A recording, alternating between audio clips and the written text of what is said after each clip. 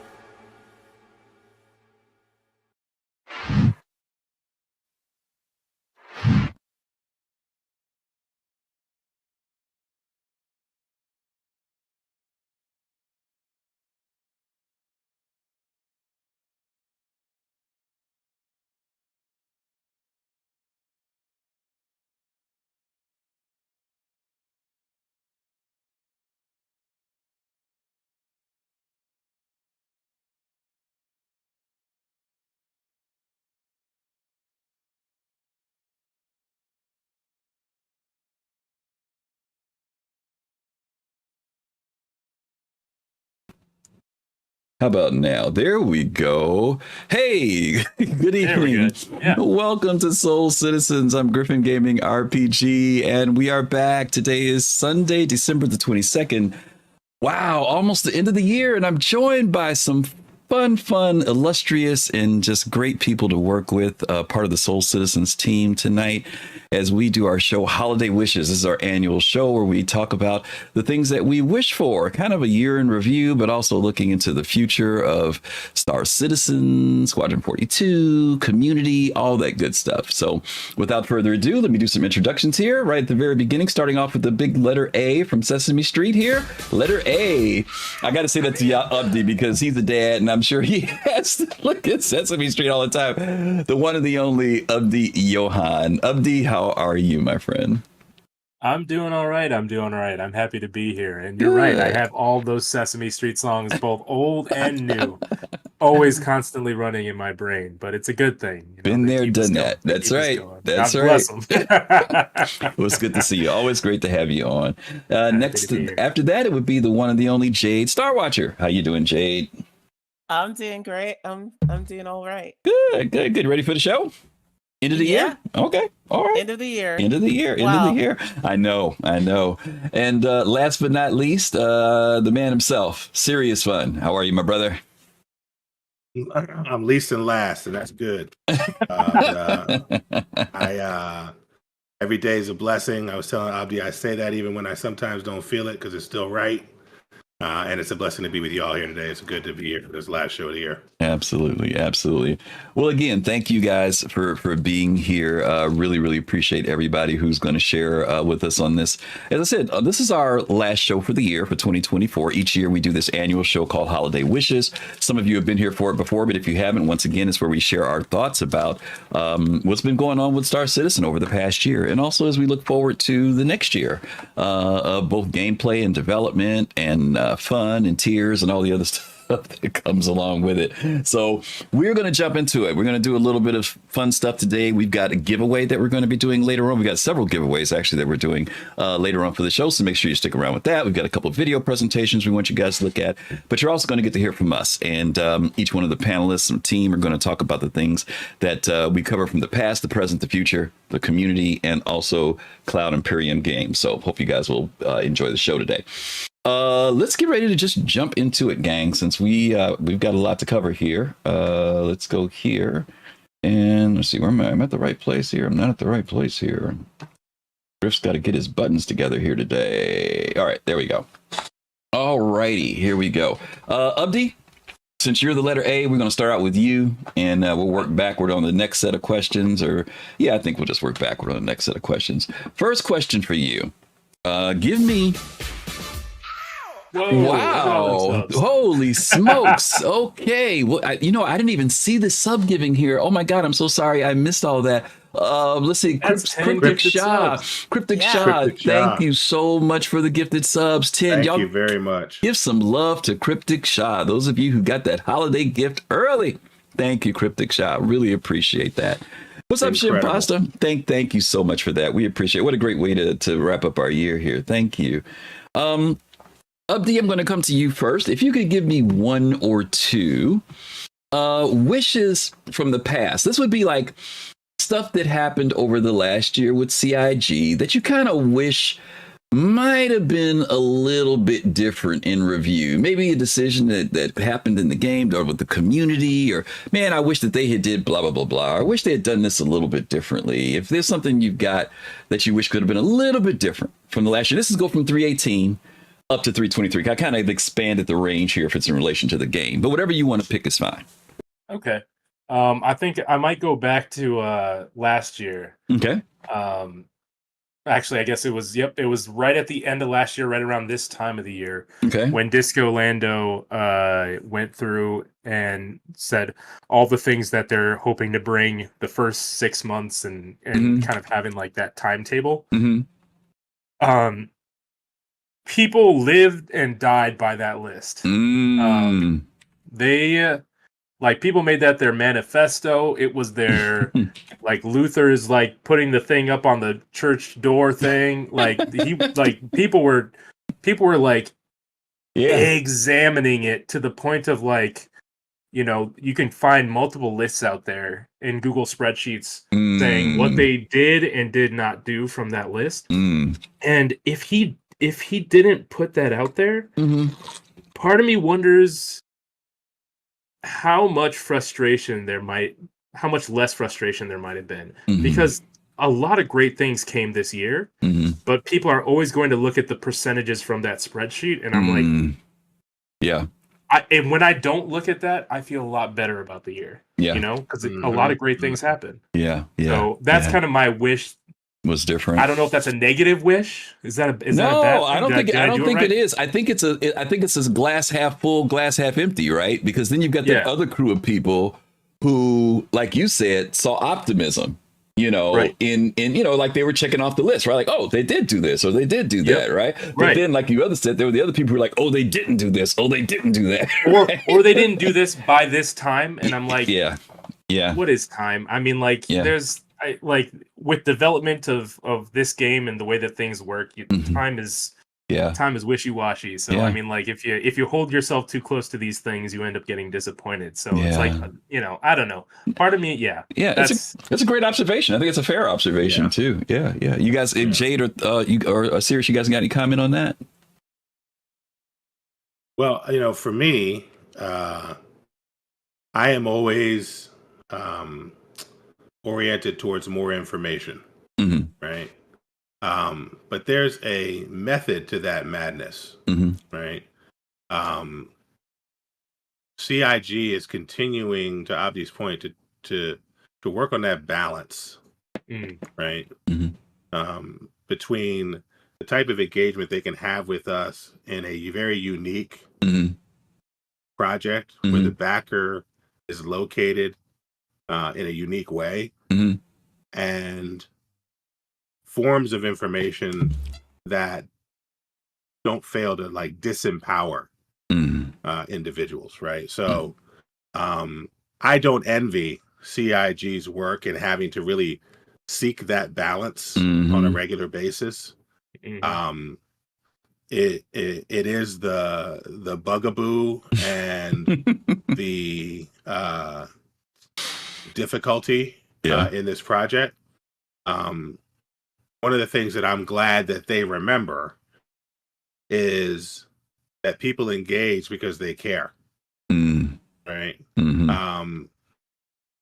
If they could, to Abdi's point, they could continue to refine how they give people information so that they can maximize their care and not, embark on what I call the grievance platforms, right?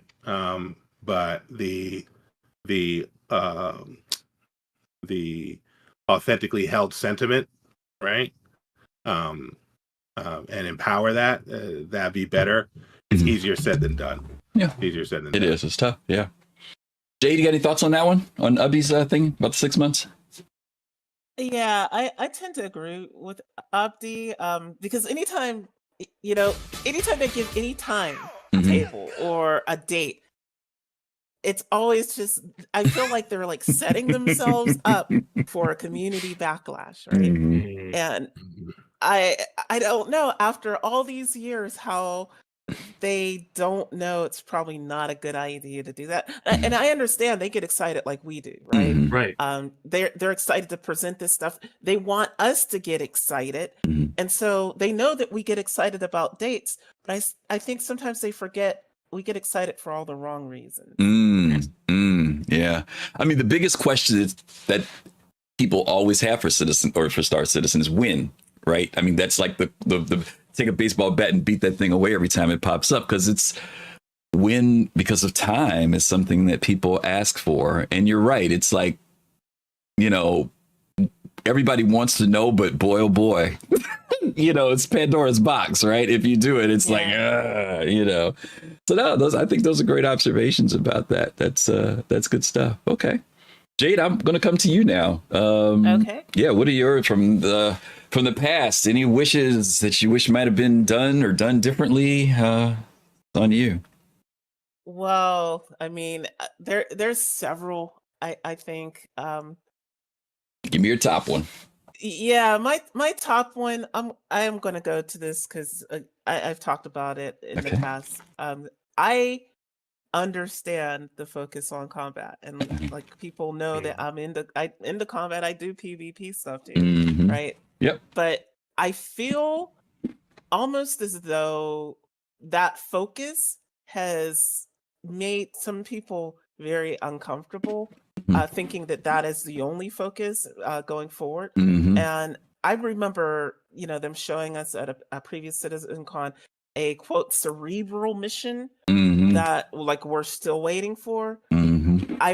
I wish that they had done a bit to, I don't want to say placate, but like at least give those people, like Lady Space Patrol, I'll bring her up because she's pretty adamant about it in chat usually. I wish they would give people like her and other people who are not necessarily into combat something, right? Just something that they could like sink their teeth into to say, yes, the heart and soul of this game is still alive. It is not Star Combat. It is Star Citizen. Yes, we're going forward into 1.0, and there's going to be things for the people that want to shoot things and things for people like us. Yeah. Right. And so that's the one thing I wish maybe had been different. To your point, there are so many careers that we don't even that CIG has talked about, right? That still we haven't seen inklings of them. And I know they can't do everything, right?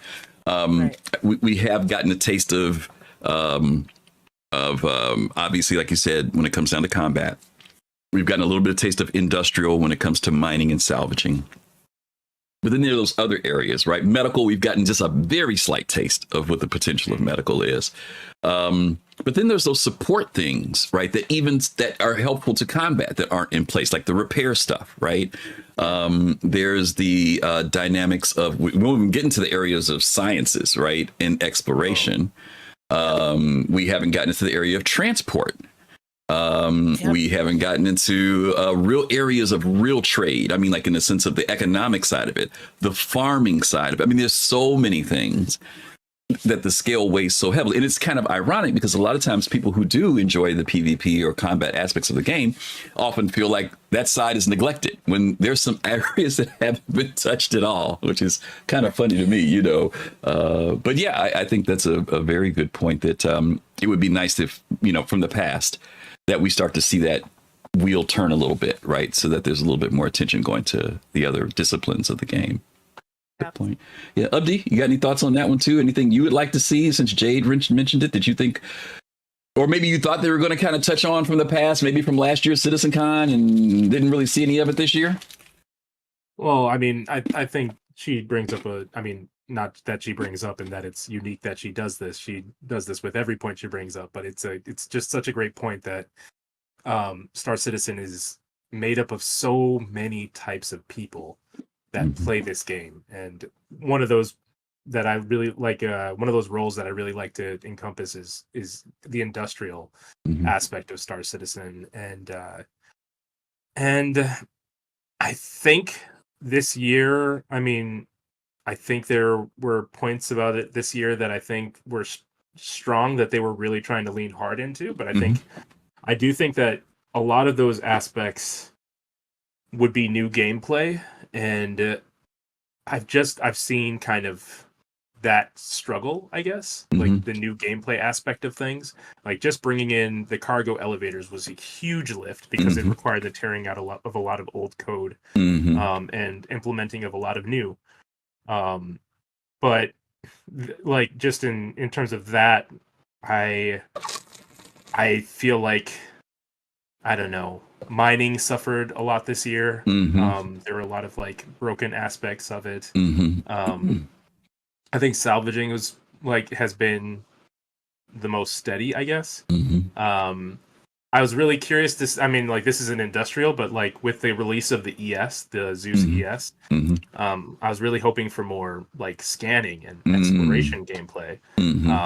But that is again something that we're going to be looking more towards in the future. And it's just one of those things where it's another gameplay aspect that we're just going to need to keep waiting on, and that's, it'll come when it comes. But it would be nice to see that, because I feel like those new roles bring a lot of new people into the game. And also excite people that have stepped away. So I wish I saw a little bit more of that this year as well. And we'll see. Yeah, cool. Serious. What about you? So when you list 318 to 323, that got me thinking.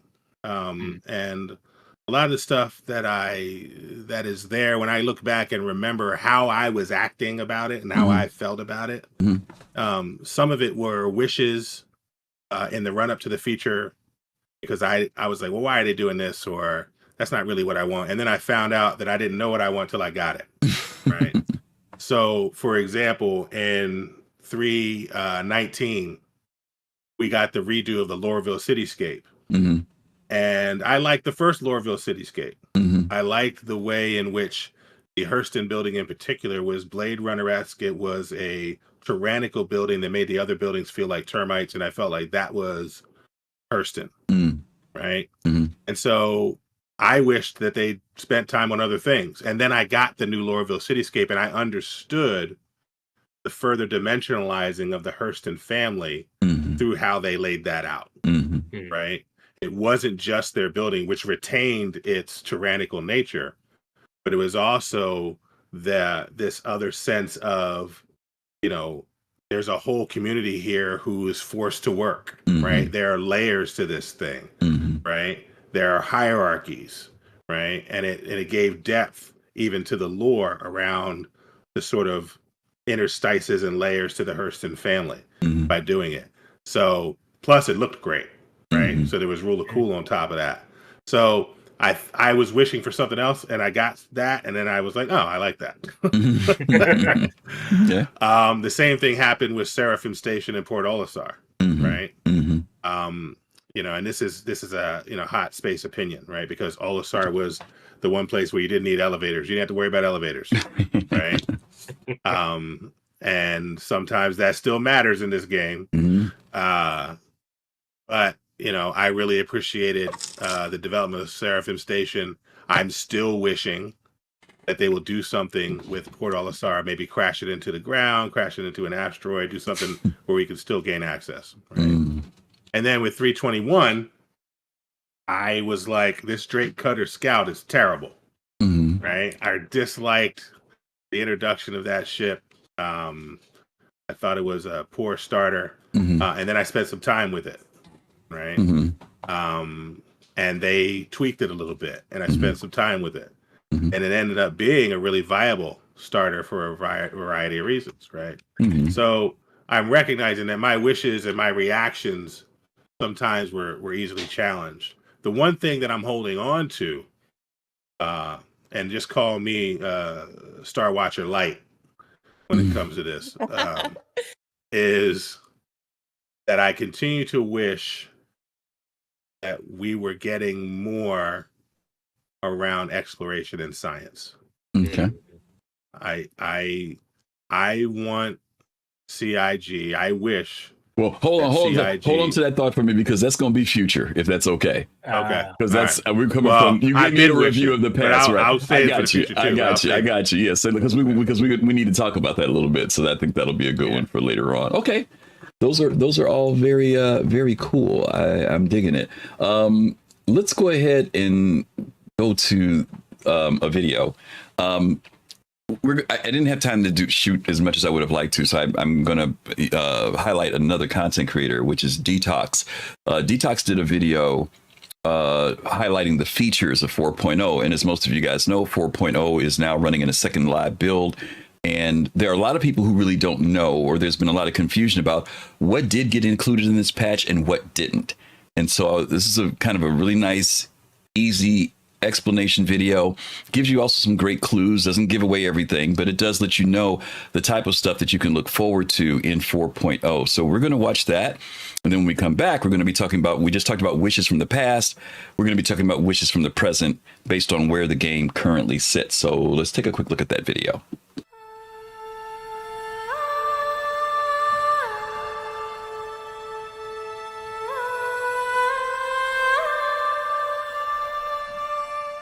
Star Citizen's 4.0 update is one of the game's biggest transformations since development began. With the arrival of the lawless pyro system, inter-system jump points, a big economic overhaul, server meshing with expanded player limits, and a ton of new features, changes, and additions, the verse should hopefully begin to feel more alive and unpredictable than ever before. In this video, like my 323 and 324 breakdowns, I'll guide you through everything you need to know about 4.0. I'll be explaining the new features introduced, as well as some of the things you need to know or might have missed, so you can hit the ground running, survive the bugs and chaos, and make the most of one of the verse's biggest updates yet. These videos take a ton of time and effort to produce, so if you did get something out of the video by the end, please consider subscribing to the channel, liking the video, or consider becoming one of my members on Fourth Wall.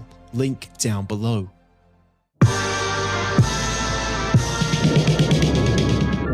The long-awaited inter-system jump points have finally arrived, taking you between the Stanton and Pyro systems. And on your approach, when you switch to Quantum Nav mode, you'll be prompted for entry. If no one is signaled to open the jump point, you can open it using the spool jump drive keybind, which will fire an energy pulse at the wormhole in order to open it.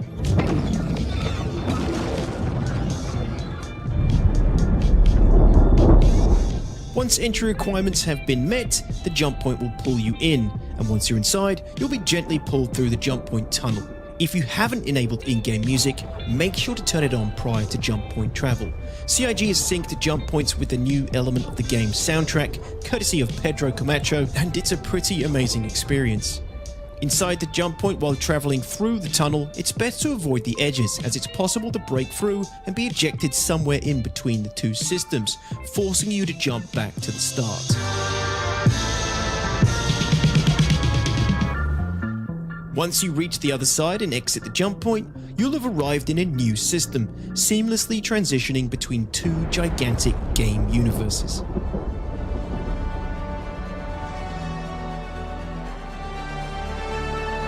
The long-awaited Pyro system, the yin to Stanton's yang, has finally arrived. The journey to Pyro is over. Surviving Pyro has just begun. With the introduction of this new system, there is a huge, fresh play space of stunning planets and environments to explore. While Pyro has been reduced in size compared to its original concept of 3 times the size of Stanton, it is still noticeably bigger at around 2 times the size, with a total of 6 planets, 5 moons, and a host of asteroid clusters, stations, and asteroid bases. Pyro also introduces new gameplay features and mechanics with some of these locations, such as with the asteroid bases and contested zones, which we'll cover separately in another section of this video. Inside. To the bridge, the Pyro system is a dangerous, lawless system. The general rule cited by residents is whoever has the most guns wins, meaning you can and will be attacked at any moment during your travels outside of station armistice zones.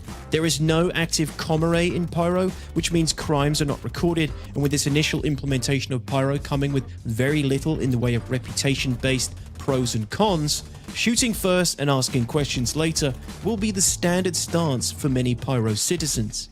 While I do think Pyro should have shipped with reputational consequences to help prevent straight murder hoboing, I'm sure it's something we can expect hopefully sooner rather than later in a 4.x patch. In Pyro, you'll have the option to take contracts for some of the ruling, warring gangs like Xenothreat and Citizens of Prosperity. As mentioned, the initial release of Star Citizen 4.0 doesn't seem to heavily utilize reputation systems yet, but Pyro does make use of the reputation hostility introduced in patch 323, meaning accrue enough reputation with any faction and they shouldn't shoot you on sight when you're out in the verse. If you're more risk-averse, I'd recommend starting in Stanton and building up a foundation of resources while using Pyro as an expeditionary system for unique commodities, items, and contracts. More on that later in the video. Of course, none of this would be possible without server meshing. Now, you've all been beaten to death with information on server meshing over the years, so I'm going to keep this section brief. Server meshing is when multiple servers work together to prop up a single, large game universe. In this case, it's the back-end technology that will hopefully, eventually, support thousands of players seamlessly playing together in Star Citizen. Star Citizen 4.0 has shipped with the first live version of CIG's server meshing, increasing the play space and concurrent server population. The specific server mesh configuration active in 4.0 currently, at the time of making this video, is as follows. 4 servers supporting the Stanton system, 6 servers supporting Pyro. We don't know the specifics of the server mesh setup, but as an example, there could be a server for every planet and its moons in Stanton, and a server for every planet in Pyro, and any additional areas of the Pyro system. Across the mesh, there's currently a total of 500 players, meaning when you now join a game server, you'll be sharing the entire game space with a 500 player population between both systems, as opposed to the previous 100 player pop. This is a huge change and a great initial step towards even larger player populations and more sophisticated server meshing setups in the future. And while this is a big leap for static server meshing, the true success lies in dynamic server meshing, which we have yet to test fully. This should really help make the verse feel alive and create more opportunities for emergent sandbox gameplay with fellow citizens. It's taken an age to get here, but this achievement and massive change for the game should not be understated.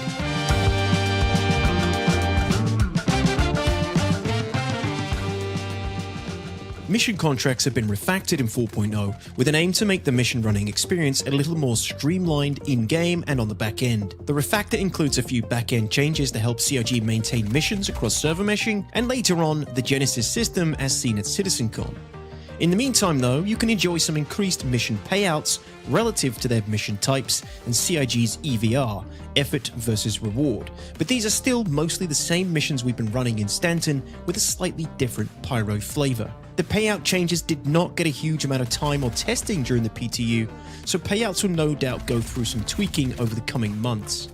Localized missions have also been introduced to your contract manager. Now, you'll sometimes see certain missions only appear on your contract manager if you are within or nearby that mission's locality. Speaking of locality, the star map will now also separate active contracts for you based on their locality, making it very easy to navigate to mission markers. Nice! Location repair contracts have also been introduced to the game with Pyro, although they've been a little bit hit and miss on whether they work. These require you to venture out into remote locations and fix various pieces of machinery, usually by replacing a fuse. Fuses can be purchased at a variety of shops across Stanton and Pyro, or crafted by a vulture using RMC. Basically, if you get a chance to stock up on or loot a fuse, you probably should, since they're pretty useful outside of their main intended purpose for engineering, which was dropped from 4.0's initial release.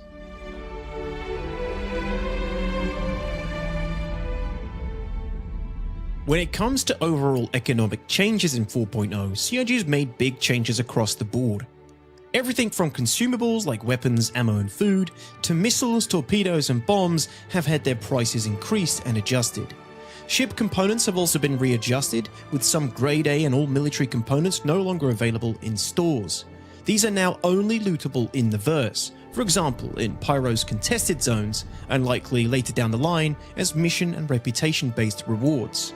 Quantum fuel prices, along with quantum drive capacity and efficiency, have also been adjusted across the board, some for better and others for worse. I do recommend using spviewer.eu or Urkel to examine the quantum drives for your ships of choice to see how things are. And this goes for all ships' components as well.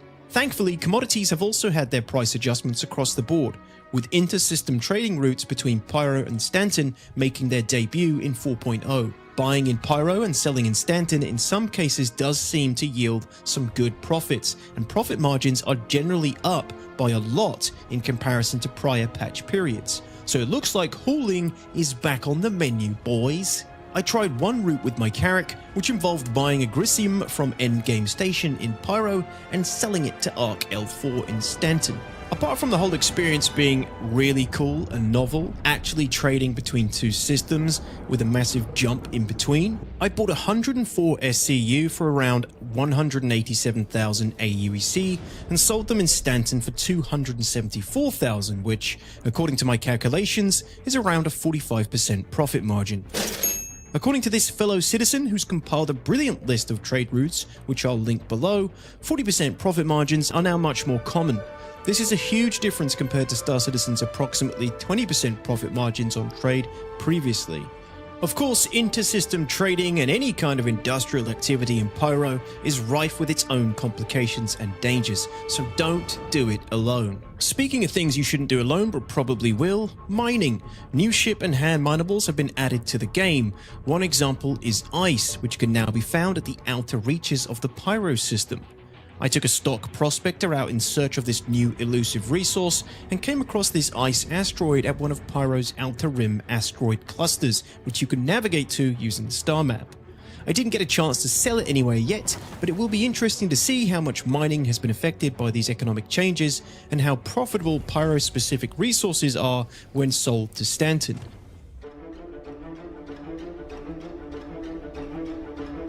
Finally, we arrive at contested zones. Contested zones to date are one of the single largest introductions of content to the game. Contested zones, CZs, are high-stakes arenas designed for both PvE and PvP engagements.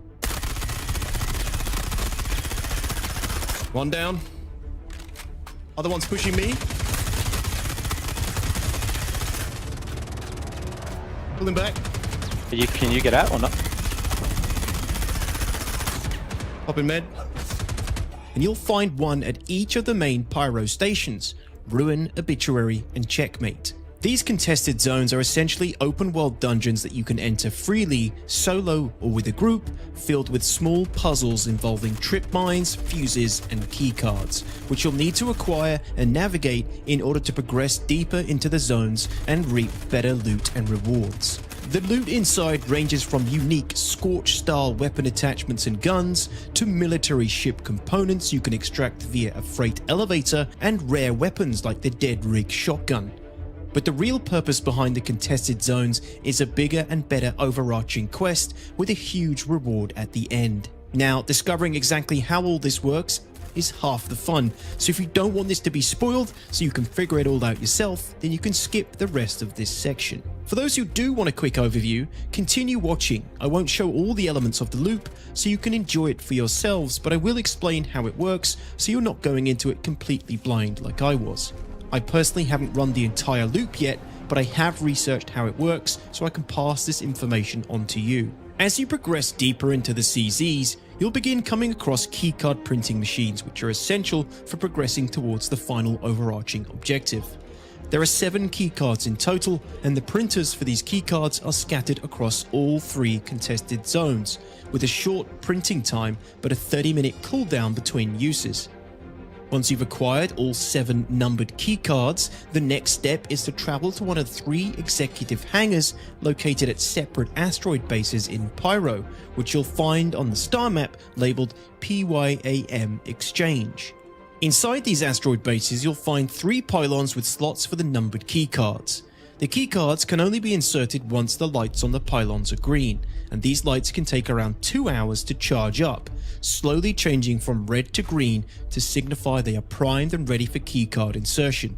Once they're green, there is an hour-long window to insert the keycards before the 2-hour lockout window begins again. Once the keycards are inserted into all their respective slots, a door inside the base will open with an elevator taking you down to the executive hangar. Inside the executive hangar, you'll find more loot rewards as well as the final main reward, a unique ship stacked with top-tier components that'll be attributed to the player's account who interacts with the terminal and calls the ship into the hangar. Note, these ships are treated like in-game purchase ships and are not bound to your RSI hangar like ships you've bought with real money, so you would lose them if there was a wipe. The ships range from an F-7A Mark II to a Gattac Sulin and an F-8, with a few other ships in between, each with a unique pyrotechnic amalgamated skin and top-tier components. This process can be repeated as much as you'd like, but the scope, associated timers, and potential risk of being attacked at any moment during the process all contribute to making this a long-term, high-stakes gameplay loop with worthwhile rewards. Now, within Obituary and Checkmate's contested zones, there are additional interior doors which require secondary keycards.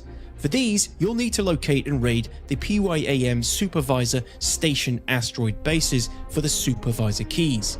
These are required in order for you to progress deep enough through the contested zones to reach the primary PM Exchange keycards, so be sure to acquire these first when venturing into either of these contested zones.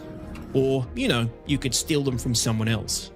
As someone who loves PvP with purpose, I've spent a lot of time running these contested zones, either alone or with a group, and I've been enjoying them immensely. And I look forward to seeing how they evolve over the future of the game.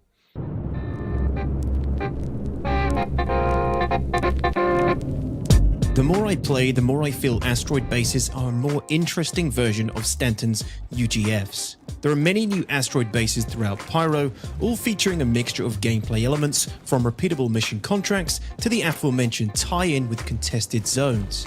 Each asteroid base is bristling with AI turrets that will engage you on approach, forcing you to either take them out or park your ship outside their range before making your way in via EVA. Be aware though, with increased player limits and the popularity of these bases, you may find your ship gone by the time you return to it. Most of the time I've visited these locations, players have been hostile, so be advised. Each base features an airlock entry point. Inside, you'll find enemy faction-specific NPCs, loot, and other goodies, with some basic puzzles as you move through the base. In some, I've found neutral hangars that you can control from the inside to land your ship, but maybe these hangars will serve another purpose later down the line.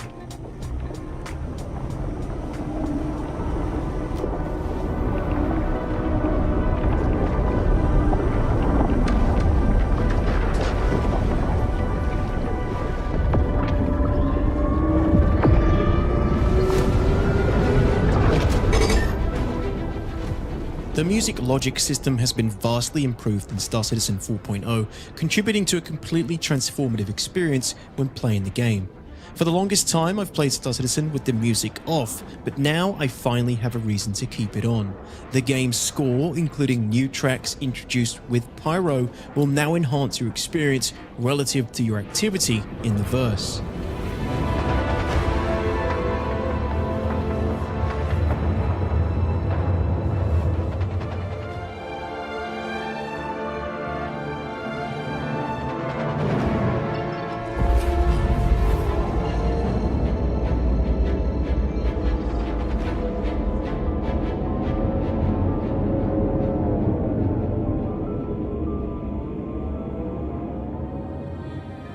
Whether making a quantum jump, exploring an outpost planetside, or engaging in close quarters combat, the game's soundtrack will now enhance the experience for that extra bit of immersion.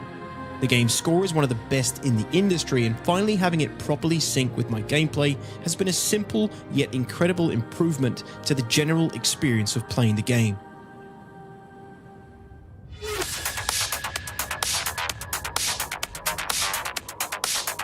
Finally, we reach the bonus changes and additions, which in some cases, new additions or features that outshine some of the main features introduced with the patch. In no particular order, here we go. The Mirai Guardian Heavy Fighter, aka the Fat Fury, has arrived with 4.0 in two variants, the Base Fighter variant and the Quantum Interdictor. With a top speed of 213 in SCM, two size 5 weapon hardpoints, and a single size 2 shield, Glass Cannon definitely springs to mind, but if you're a fan of overweight TIE fighters, the Mirai Guardian might just be the ship you're looking for. Okay, there's definitely more agile than a Vanguard. Jumping into the game will now spawn you directly into your hangar, which is a huge quality of life improvement, allowing you to completely avoid the transit system unless you need to use it. This only works at landing zone and starter locations, so bear that in mind. Injury value thresholds have been increased by 30%, reducing the probability of accruing injuries in combat. This is definitely noticeable and a big improvement to the flow of FPS combat in my opinion. AI NPC voice lines and facial animations have received some polish. You might recognize this voice line, for example, which I've come across in multiple places in Stanton and Pyro. Whammers has totally started making their burgers smaller. I used to be able to eat one Wham burger and be full, but nowadays I need at least two. You know what? I should totally bring a scale with me the next time I go and really catch them in the act. For those who didn't catch it, yes, that's Jared Huckabee, aka Disco Lando, voicing the lines. Give me a bowl of porridge in the morning and I'm right as rain. I hear Admiral Bishop eats a bowl every morning too, if you can believe it. PDCs will now defend the ship from anything that attacks it, including enemy fighters. This means they won't attack anything that doesn't attack them first, other than incoming missiles and torpedoes, to prevent unwanted transgressions. So PDCs will attack anyone that shoots it above friendly fire threshold, including police and even the ship's owner or party members. PDCs have no allegiance to anyone but the ship. The Carrack cargo bay plus blast shields have been added to the game. From what I can tell, the blast shields don't really add anything yet besides visual flair. Your backpack has finally been buffed, a welcome change from 324 since looting became so difficult. You can now stack more items inside backpacks, including multiple weapons. The Quasi-Grazer has been added to the game across Stanton and Pyro. In place of udders, they have eggs, although I haven't found a mission yet to go collect and sell them. Fauna will also now more reliably appear on your radar, making them easier to track down. All ship components have their diversity back and are no longer completely standardized, including quantum drives, which have received adjustments across the board. So, outfit your ship wisely and use applications like Urkel to plan out your ship builds relative to your requirements. And finally, it wouldn't be a Star Citizen patch if Clouds didn't get even more improvements. And that's it. Thank you so much for watching. I hope this video was useful to you, and a big happy holidays and Merry Christmas from me if you celebrate it.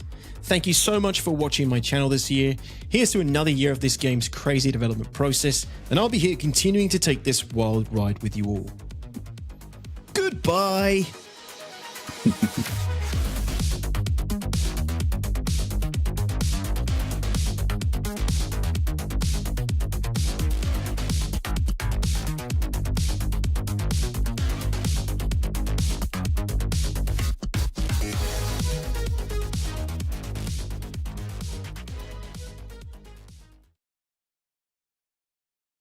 All right. Big shout out to DTOX for kind of going over and getting us updated on the status of 4.0 and the features that are included this time around. So we do want to hope you guys enjoyed that. Make sure you guys check out that video. I'm sorry I put the wrong link in earlier, but I'm putting the link in a second time here. There it is there if you want to go back and follow it again. Jade, I'm going to start with you this time around. For 4.0, your wishes from the present. Anything in the game that you see right now that, current status, some feature... What do you got? You mean like wishes that I wish were in 4.0 now? Yeah. Good or bad, whichever way you want to go. Change about the changes, anything you want to talk about. Yeah. So for people who remember the Pyro playtests, we had solar flares, we had CMEs, coronal mass ejections, right? And I'm unclear as to why they took them out for the initial 4.0 release. I'm sure they're going to be, better than what we had back then. But I feel that Pyro, without them for, people's first impression, it tends to lend itself to the characterization, which I don't agree with, that it's just Red Stanton, right? And I wish they could have maybe just left in the Pyro playtest, CMEs until they gave us the new ones, right? I feel that that's the one thing that if I could have done everything all over again, from their standpoint, I would have probably said, this is a placeholder, but here you go. This is going to affect people. And a reason for that is CMEs affect everybody equally. PvP player, PvE player, whatever. You have to, be aware that you're in a place where your ship can get disabled, right? And play accordingly, right? Yep. So I feel like without them, a lot of the criticisms that a lot of people have had about just murder hobos and Pyro, I feel like there maybe would have been a little bit less of that because they would have had something else to contend with other than just going around looking for people to shoot. So that's the one wish I have 4.0 that I wish had been included. Of course, engineering, but that was never the original initial 4.0 thing. It was just going to be server meshing and Pyro. So I don't feel the same way about engineering being left out as I do about the CMEs. Let me ask a question, because I remember when that was in, and I was lucky. I never got hit by it. I was always inside for some reason.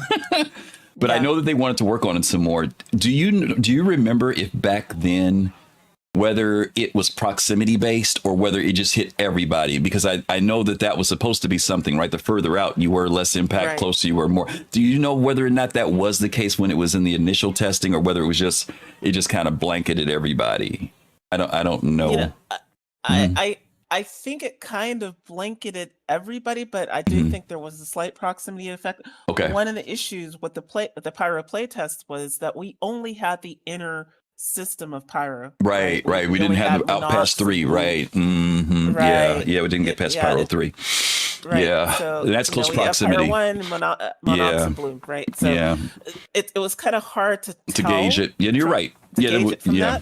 Yeah, there was no going out than Pyro 6. Yeah, there was no Pyro 6 at the time. Yeah, so that makes sense. Yeah, everything that's fairly close. If you're at Pyro 3, you're still fairly close. Yeah. Yeah, and that may be why we don't have them in initial 4.0 releases. They've got to work that out on that. Yeah. Okay. Serious. What's yours for present 4.0? Yeah, so and you only get one. You only get one this time, by the way. You only get one. I'm going forever. All right, well, I'll be quick.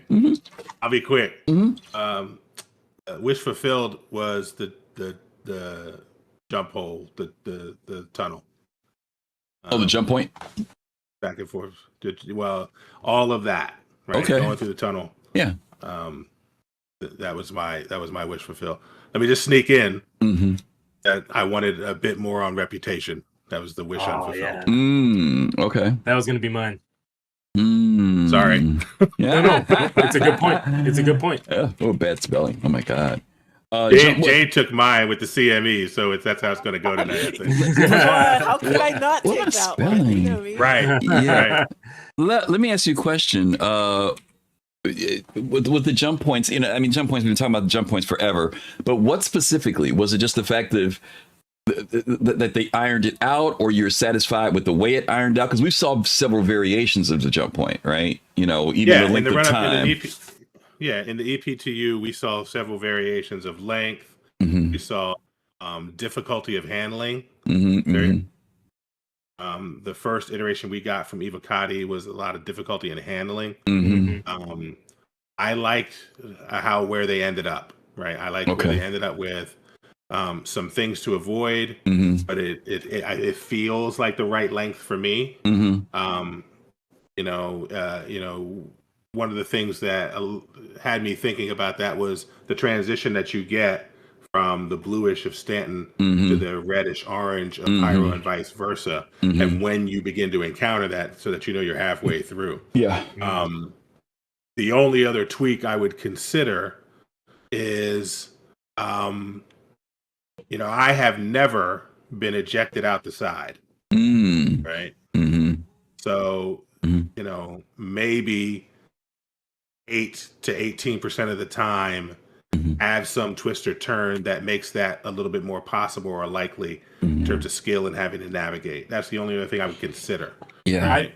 I think that's probably something they'll do with the transient jump points, making those like this is like the stable. You're going to take your large scale cargo hauling vessel through this one, so like a hull C fully loaded can get through this one just fine. But then the transient jump point is probably going to be where it's like, oh, you're gonna have to fly. Now I'm in the middle of some place because I got kicked out, and I could see. Yeah, I think that would be entirely reasonable. Yeah.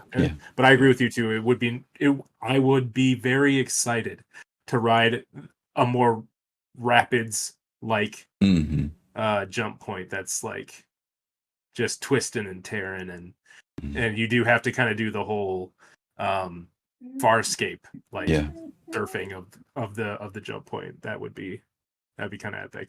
Yeah. Well, and your point makes the building of an interstellar community more viable, right?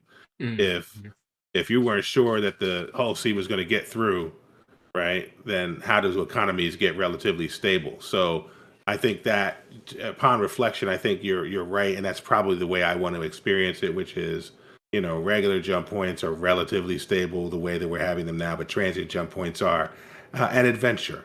Yeah. I'm looking forward to it. Even just like and everything that'll. I'm sorry, I'm getting ahead of myself. No, go ahead. I just mean just everything that will bring is going to because that means that we're both looking for transient jump points, which is exploration, and we're getting like maybe a new sport like rapid riding like with these new jump points and piracy and smuggling and all the things that transient jump points will bring, hopefully. That sounds like a wish list. That's a wish item. And no, that's why I was like, I'm getting ahead of myself. Well, you know what? The reality is that we want people to keep this in mind too, that this is still early tier of jump pointing. CIG has not factored in what it means to have equipment that helps navigate or make things easier, or equipment failure. We still don't know that even the time, even though they've reduced the time. I like the 3 minutes, but I could see how the 3 minutes could seem very long or wearing, if you're doing multiple jumps. They've cut the time back a little bit. For me, I hate to say it, it was actually a little too easy. Just a little too easy. The first time I went through that thing, my palms were sweating. I was really sweating, and don't get me wrong. I know it's not the same every time you go through it. It varies, which is great, and I think that might be another factor too. Maybe one time you go through it and it's moderate, but then the next time maybe it's a little bit more difficult. Then maybe the next time it's a little easier. I just want a little bit more variableness, and maybe that will be it because I've only done it a couple times. So maybe the more I do it, the more I'll start to feel that.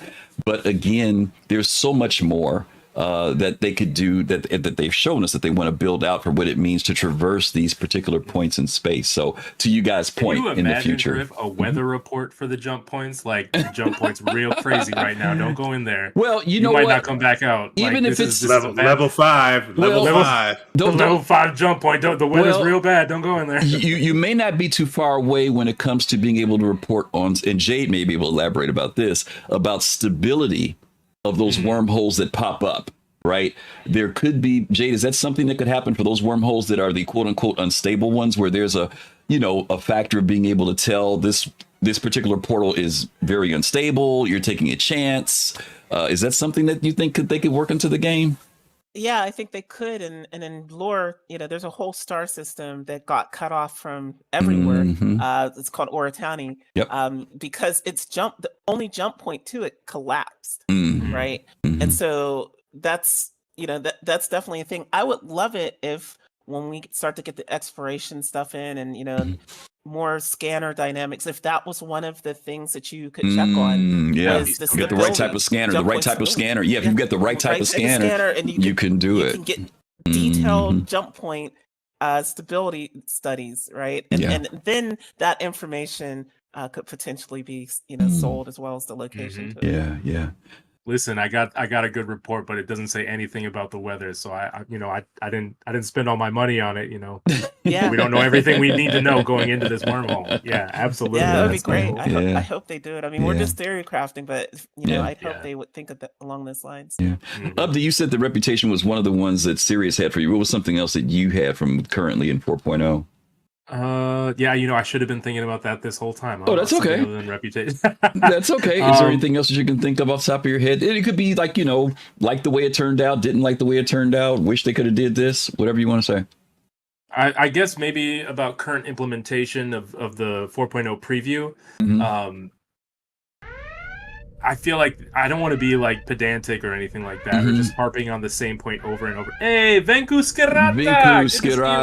Thank you for the raid. Thank you. Welcome, Raiders. Thank you for joining us for our Holiday Wishes show. Hope you had a good stream, Skirata. Good to see you, and hope you have great holidays too. Thank you for sending your folks over to us. We'll try and take good care of them. Go ahead, Abdi. But yeah, it's kind of like the eternal wish is that hangar elevators and just end up continuing to be a sore point. And I know that this is, I know this is like the first implementation. This is the 4.0 preview. This is before a lot of people are going off for break and everything. And I'm okay with that. I'm okay with the fact that they released this right before Christmas. Like, I don't have a problem with that. I just know that this has been a sore point all year. Yeah. And it's one of those things that I wish, how like server errors and 30Ks are kind of less of a thing these days. I'm looking forward to the point where this is less of a thing. So that's kind of my wish, just that the hangar elevator, because it's so variable. Yeah. Some people never have an issue with it, but I've also talked to people on Blue Sky who are like, you're lying, you're playing this game, but I've literally never left my hangar before, and I'm like, bro, what game are you playing? I leave my hangar every time. Like, I don't know. Like, I don't know what you're talking about. I know. But that's the game. It's just, it can be so variable for so many people. So that was the hangar elevator thing, because that's the gateway to getting out into the games. Yeah. That was one of the deletions that got dropped when they talked about what they were going to have that they couldn't get to in this particular patch, that I thought a lot of people missed or didn't think was important. But it was the refactoring of the trains and the elevators, Abdi. You hit it on the head. And I was actually looking forward to those things being, as you mentioned earlier, about coding, everything would get fixed so that when we went into 4.0, that would be the final time where we got a chance to address it. Because amidst, even though we can talk about the game has bugs and it's alpha and blah, blah, blah, blah, it is still extremely frustrating. And I, like you, Abdi, I'm not one of those people who has this problem. And I'm not saying in a prideful way anyway, because I feel sorry in a way that other people have that experience. It has got to be extremely frustrating to wake up out of your bed and you can't walk out the hab, right? The door doesn't open, you get out the hab, but you get to the elevator and the elevator doesn't work. Or you get to the spaceport after finally getting in, you've called up your ship and you can't go downstairs. Or you make it to your ship and the hangar doors don't open. You know, these are all accesses to the next thing, right? We're not talking about something that is a blocker or something you can work around. You can't work around not being able to leave your hab. You can't work around not being able to leave the floor of your apartment building. You can't work around, my ship is in the hangar, I could go do something else, right? So that is an extremely frustrating thing. And unfortunately, when that got pulled off the list, I said in my head, oh my God, I wish that had been still something that they could have worked on. So I do feel for, especially with the anticipation, as you said, it's the holidays, people are looking forward to it. And I can't, with the age range of our community, we got people who are old enough to like, I'm taking PTO off so that I can, you know, have a day to finally play 4.0 the way that I wish I always had. And it's like, maybe hold off on that, but I don't know, man. Yeah, I agree. I don't take off no work. Like maybe just not, you know, not they got the time. Not for the initial launch, you know. I don't know. There's people, Abdi and Evo Kadi, that take personal time off. Oh yeah, for Evo, when they know there's going to be a new major patch that drops. I'm like, I hope you have a good nap. I hope you have a great nap and just rest for a while you wait.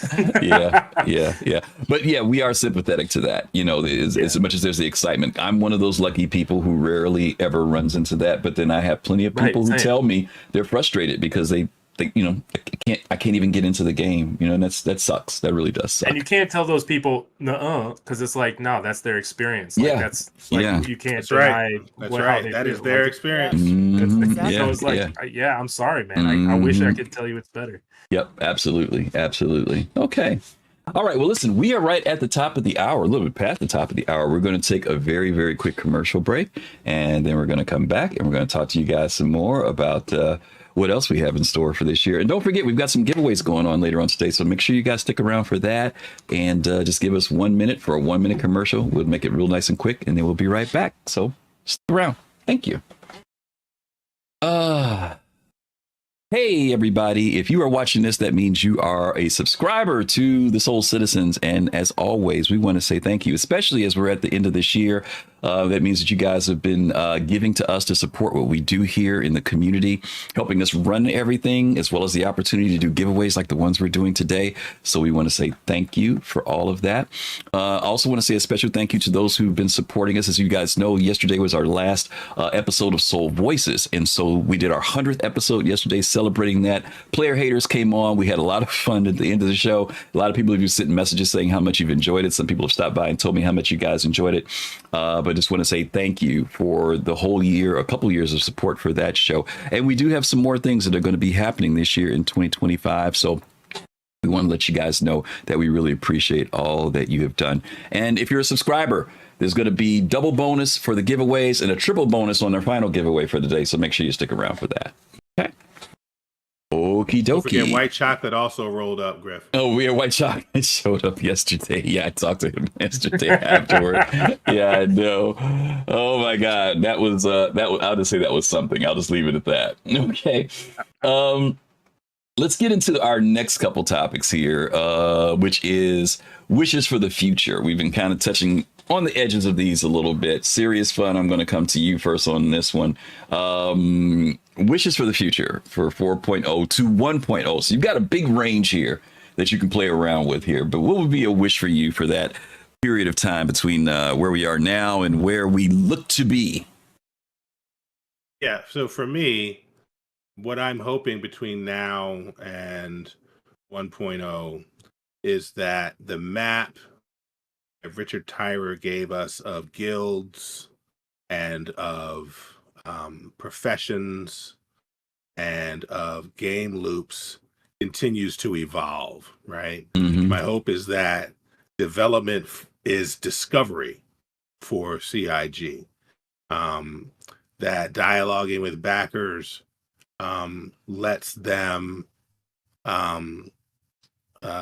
evolve certain things. Like they put the map out for 1.0 because this is their idea of where they're going.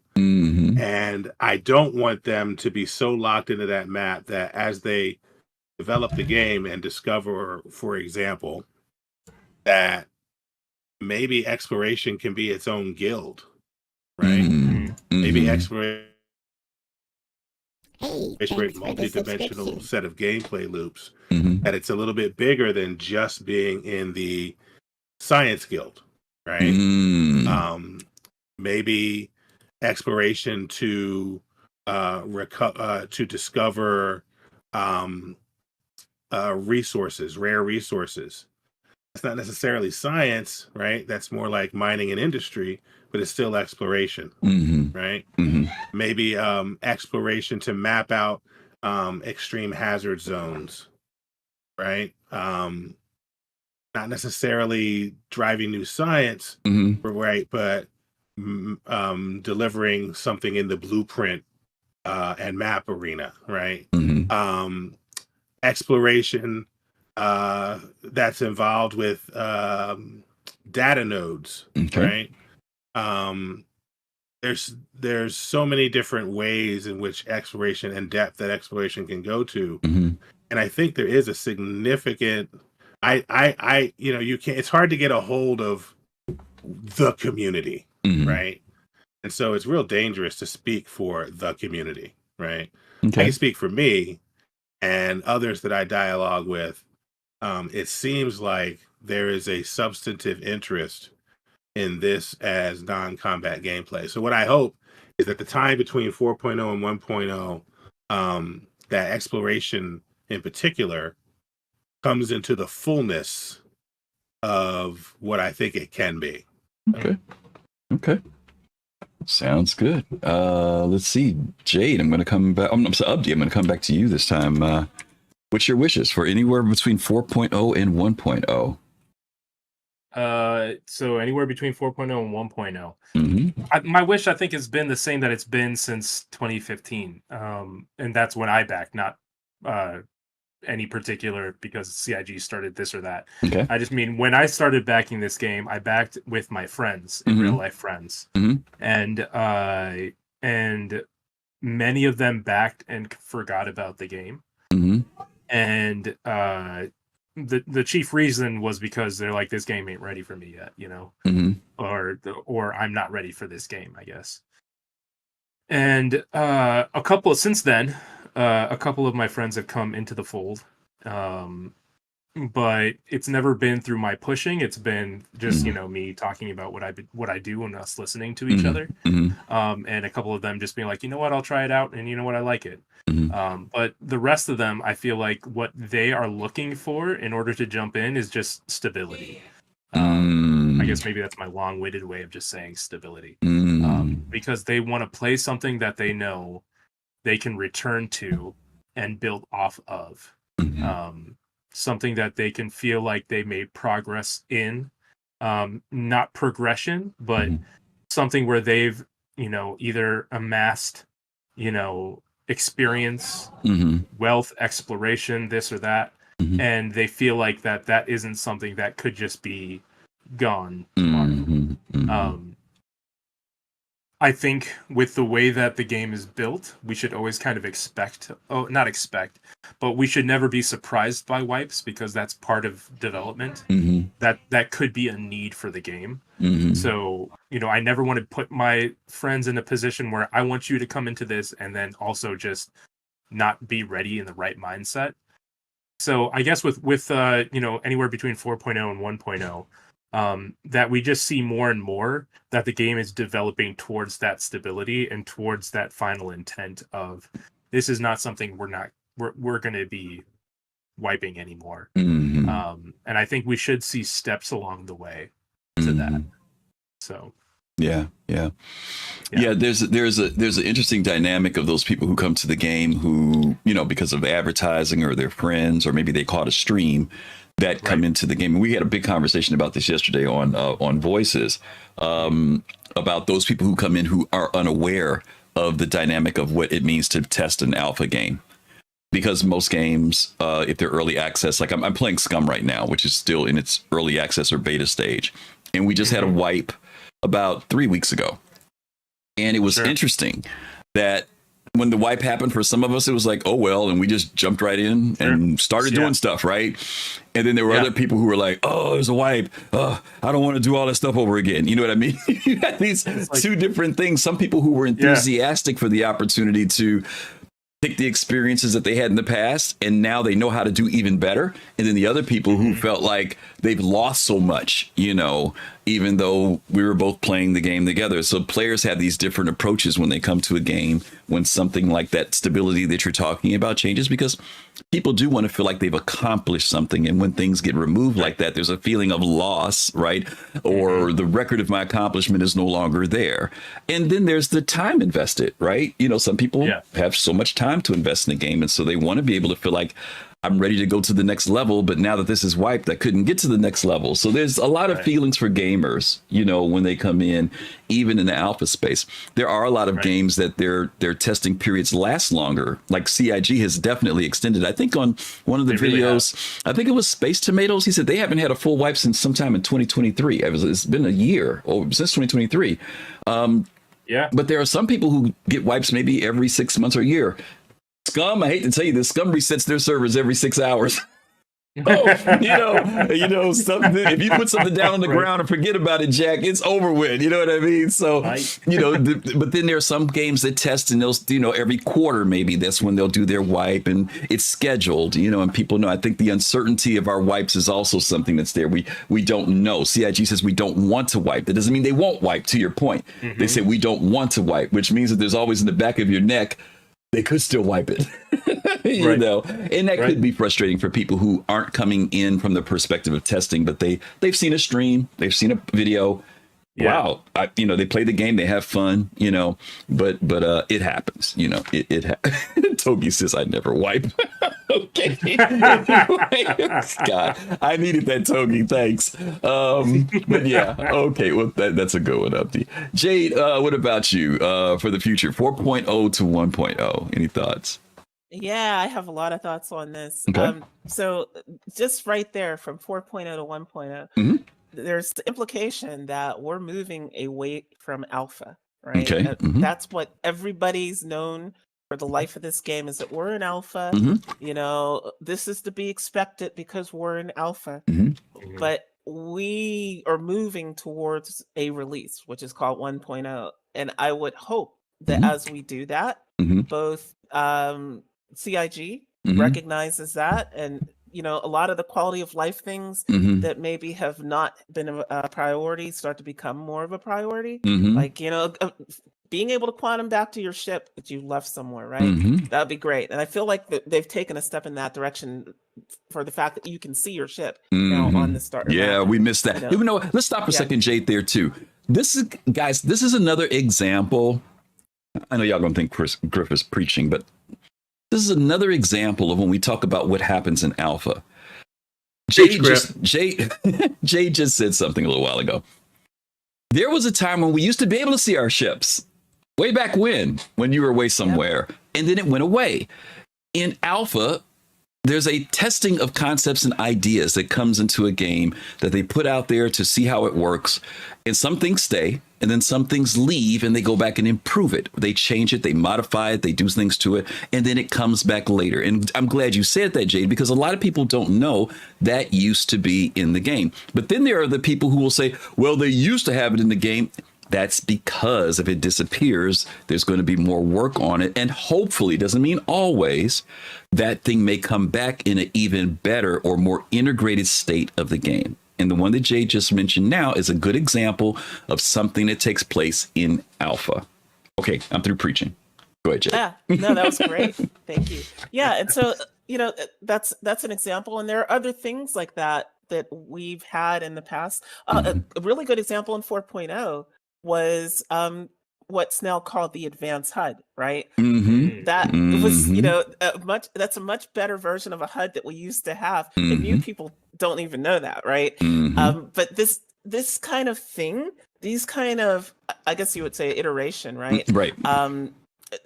We'll see more of it as we go towards 1.0. We may see some of our old friends of features that got, you know, dropped by the wayside, like you said, brought back in a much better form. And I would hope that the community also recognizes that now that we're moving towards 1.0, some of the critiques that people have,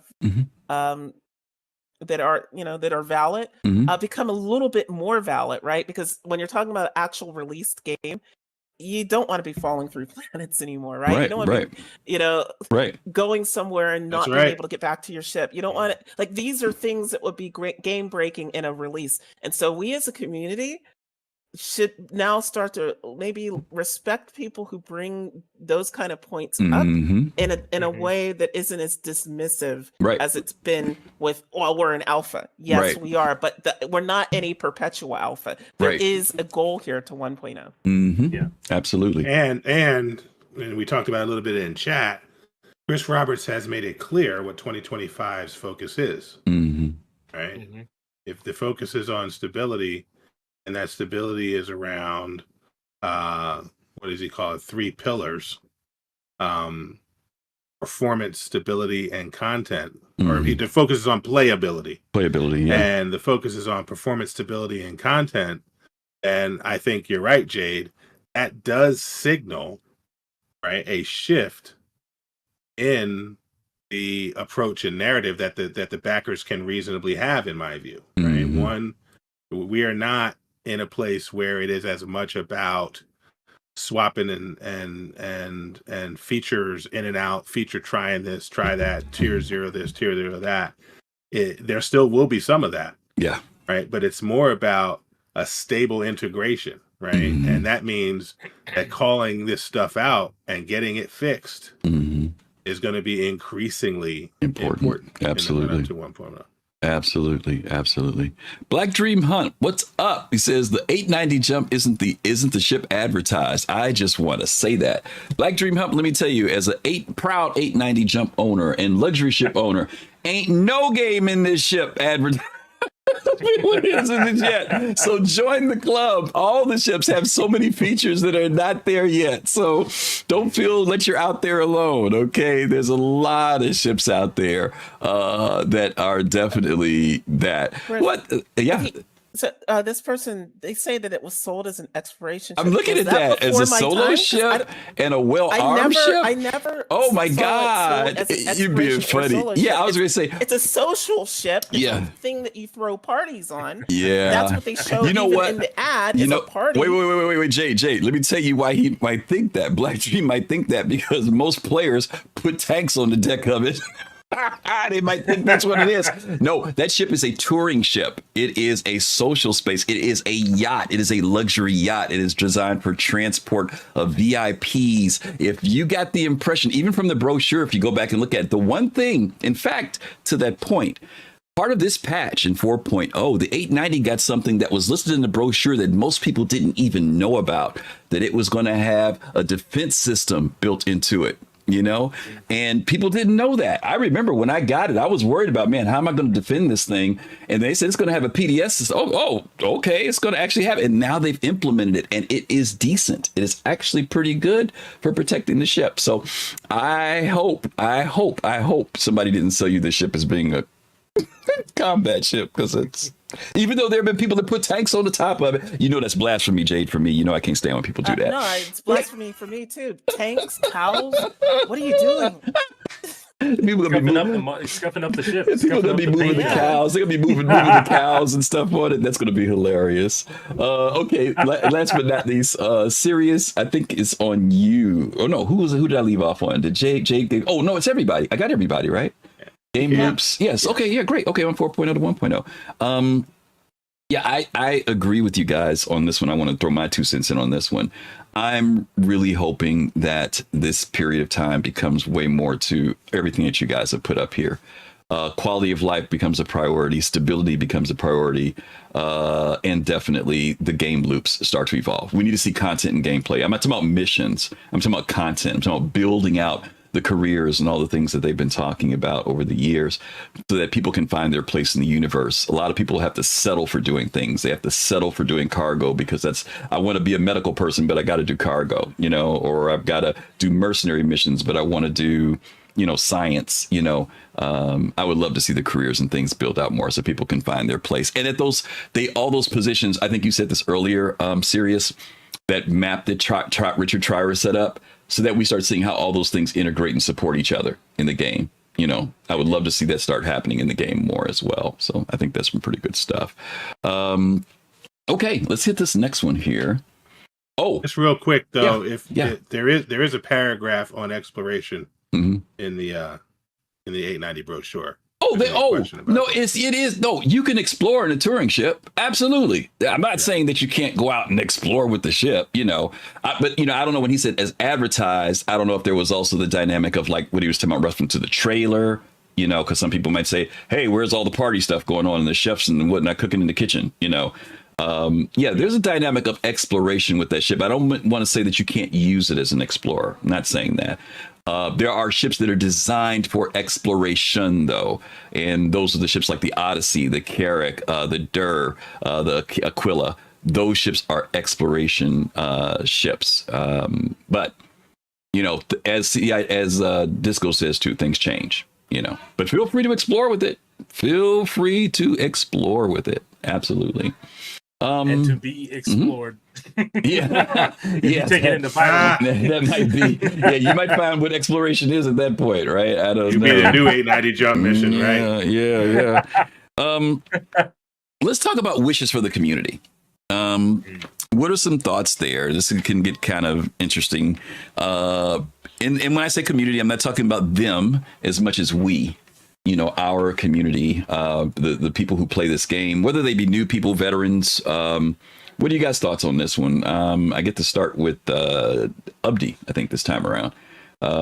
Yeah. What you got, Abdi? I think this year, there was, same with every year. There's always points of controversy, and I feel like a lot of times those stem from, you know, content creators, YouTubers, and stuff like that. There was a big one involving Yogi and a YouTube content creator, and I feel like a lot of that kind of swirled some drama and highlighted an aspect of the game and kind of, I feel like, aggrandized, I guess, that aspect of the game. Mm-hmm. And I feel like a thing that I always wish for the community is for us to never get too stuck on one point, that we forget that this game is a very interconnected game, and that all of those points are valid, you know, like that. Mm-hmm. That, you know, if you like combat, that's valid. If you like industrial, that's valid. But they all form together to build the cohesive nature of the game. Mm-hmm. And I think when we go into our own lanes and only think about that lane and forget to open up to the potential of what those other loops, those other game loops, those other communities, those other people groups, you know, then we get a little insular, I guess. So my wish for the coming year is for like a greater understanding of what community is in general. And that is not limited to your community, but that can also mean how communities interconnect just in this game together. Because I think when you do that, you have an appreciation for the other, or the person on the other side, or this or that, and it becomes less of a, you like master modes or this or that or whatever, and it becomes more of like, okay, so I see how this bug is affecting your community, and that's something that we can work together on, or we could talk together about more intelligently, or we can talk about in a more collaborative way with CIG. So I guess, I don't know how to word that, but I guess just more community cohesion through understanding, I guess, is my wish. Maybe that's very broad in general, but I hope to see that, because it always sucks that when you're like, man, this particular community is feeling really hurt right now by a certain feature of the game, or what a dev said or something like that, and it's I don't know. I guess that's just what's on my mind. No, I agree. We get those hot points every once in a while where things kind of explode, you know. I'm not going to say they get overblown, because for some people they're very important topics when it comes to the game, right? But they do also kind of overshadow or begin to eclipse a lot of things. The community is a very broad community, and a lot of people come to Star Citizen for a lot of reasons. There is no monolith reason why people will come. Whoa, Vavrick, Thank Whoa! you for. Wait, that's good job. Thank Wow, you, Maverick. Maverick, Thank you very for much. 10,000 bits. I don't think I've ever seen 10,000 bits That's before. amazing. Thank you, Maverick. That is. Bless you, man. Thank you for our end of the Maverick, year. you could have done anything with those bits, and you chose to give them to us, and that's powerful. Thank you. Thank you so much. Thank you. Yeah, a lot of folks come, like I said, for different reasons, and there's a lot of reasons. And sometimes it can get lost in that. But I'll give my holiday wish after. But I appreciate what you said about that, because you're right on point. Jade, on you. Any wishes for you for the community? Yeah, wow, like Abdi pretty much summed up a lot of what I was going to say. But yeah, I think understanding other aspects of the community is super, super important. And we didn't all come from the same place, and we aren't all, into the same things to do in the game. If we knew what Chris Roberts' vision was, we came to the game because of different aspects of it, because it's a very broad vision. I just had this conversation with an org mate of mine who swore that Star Citizen was always just going to be about space combat. And I had to actually show him an old video of Chris Roberts talking about, that it was much bigger than that. And that was the vision of it. Yeah. And so I would hope that the community, it's grown a lot since then, but I'd hope that the community could have the patience with people who don't necessarily share their point of view of what they want out of the game, and just understand that we're all here for different reasons. There is no one Star Citizen community. There's tons of micro communities within it, and that we all need to be able to work together and have conversations without necessarily feeling personally attacked or put down, because our preferred gameplay is not your preferred gameplay. Like we are all here for different reasons, but we're all here. And there's a whole gaming industry that says that we're all crazy for being here. So let's look at the things that unite us and not the things that divide us. Absolutely. No, that's a great point, Jade. It's very.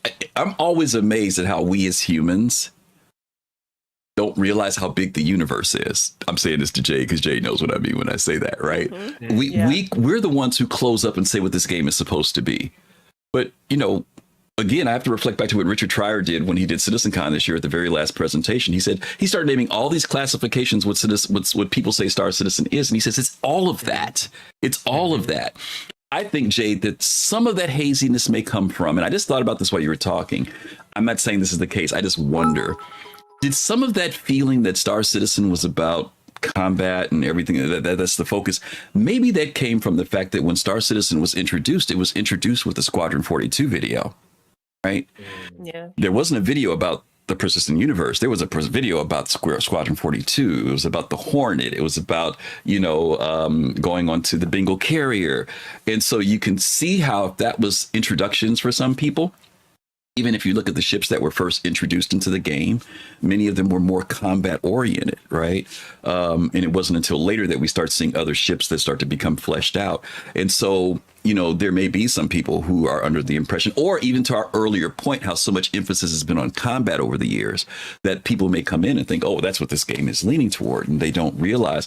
Like I was talking to somebody was saying to me, like, I don't understand how somebody would want to do medical. Like, would they just be staying in the hospital all day? I'm like, yeah, there are people, that's what they'll do. I mean, it's not your gameplay, but there are people who are looking forward to, when you walk in, say, hey, how could I help you? And getting paid, there are all types of things that people would be interested in. There are people who would be like, be a bartender. Like, I'll work on that commercial kitchen. Anybody who knows me about Scum, I got a bunch of people in the game with Scum that I'm playing, but guess who's got the garden and all the food in the kitchen? Me, right? I mean, I could be out looting and everything else, but that's my thing that I enjoy doing. There are going to be people who are going to be enjoying going into that little freezer and taking the tomatoes out and starting to cook because you got something going on your ship.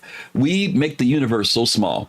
And I hate to say it, the gaming industry has made us that way too, right? We've become so focused and forgotten how big the universe of gaming can be, and the universe of Star Citizen can be just as big.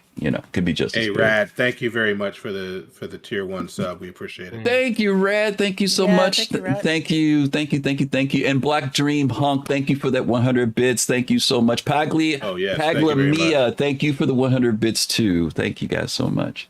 Serious. I forgot to type stuff in. Lord, I forgot to type stuff in. Don't worry about it for this one. It's all good. Yeah. Still, it's good stuff though. It's good stuff. Okay.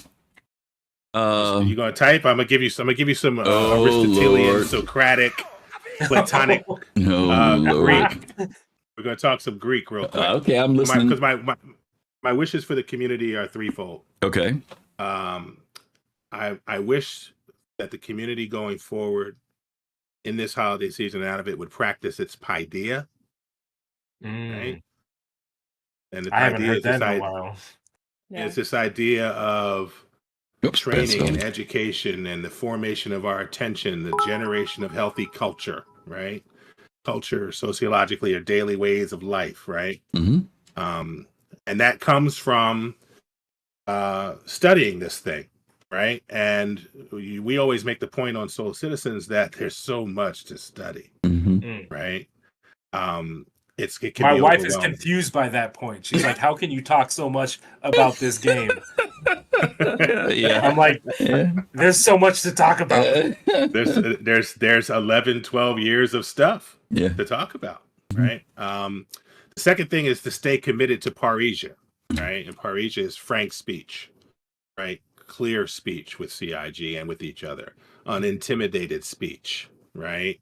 Challenging speech, examining speech, right? And the third one, and I think the most important one, is to lean into phronesis, right? And phronesis is this idea of trying to exhibit as best we can a practical wisdom rooted in compassion for one another, right? And Jade got at this idea that if we can hold space and grace for the idea that different people have come for different reasons to this game to do different things, right? Then I think we get a chance to present as backers a front to CIG that asks them to attack all of that with as much vim and vigor as they can to bring home the best damn space sim for everybody, right? So paideia, parrhesia, and phronesis, I think, is my wish for the community, so that they can be empowered by this experience every day, and empower others as well. Okay. You're bringing back a lot of college studying. It's just like, I haven't thought about these things in a long time, and that's a reminder for me to get back into it. That's cool. Abdi's on you. I think I already went. I was the first to go. I'm last. You're last. Okay, we got everybody. Okay, cool. All right, we're ticking down here. We're gonna get to the very last things here. This is another tough one here. Wishes for Cloud Imperium Games. What kind of wishes you got for CIG? We're on Jade, I think, this time around. Yeah. So this one is no surprise to anybody who's followed this project for a long period of time. I would wish that they get better at their communications, particularly when there are things that can blow up to become an issue. And I understand the Star Citizen community is pretty reactive, right? Anytime there's a change, there's going to be a reaction. It's how CIG communicates that change that determines the severity of that reaction, right? And as long as there's open, honest communication about changes, I think we're in a good place. I would also hope that CIG learns from their mistakes, and that there's institutional knowledge about, hey, we said this back in 2018, and we haven't worked on it. Let's at least revisit this in terms of a response of where our ideas are, because there's people. I'm going to go to exploration again. There's people there who bought exploration ships and there's people who, when CIG polled us as a community back in 2012, what do you want to do in the verse? The overwhelming number one choice was be an explorer, right? So if they could communicate some of these concepts that they haven't talked about, in almost a decade, what is a news reporter going to be in the verse, right? You sold a ship for it. What are they going to do? What is farming going to look like, right? We know that the pioneer is supposed to be able to build a farm eventually. What is your thought on this, right? So if CIG could put out maybe just a little mini thing on like, this is how we imagine it. There'll be changes, as we develop it, but this is what we're thinking of post 1.0 for a lot of these things like news reporting, passenger transport. I just don't want parts of the community to feel left behind from these things not being talked about. And the other thing is, like, if you file a trademark, right, talk to the community about what that's about. You don't have to reveal, your full plans for it, but like the whole thing with, was it Soul Singer? Right? Yeah, like we shouldn't, the community, have to speculate, because ultimately negativity sometimes fills a vacuum. Let's put it that way, right? And so if I'm CIG, I'm looking at not creating that vacuum, giving people at least a tidbit of something so that they don't fill it with, oh, the sky is falling. Oh, they're going to work on a totally different game.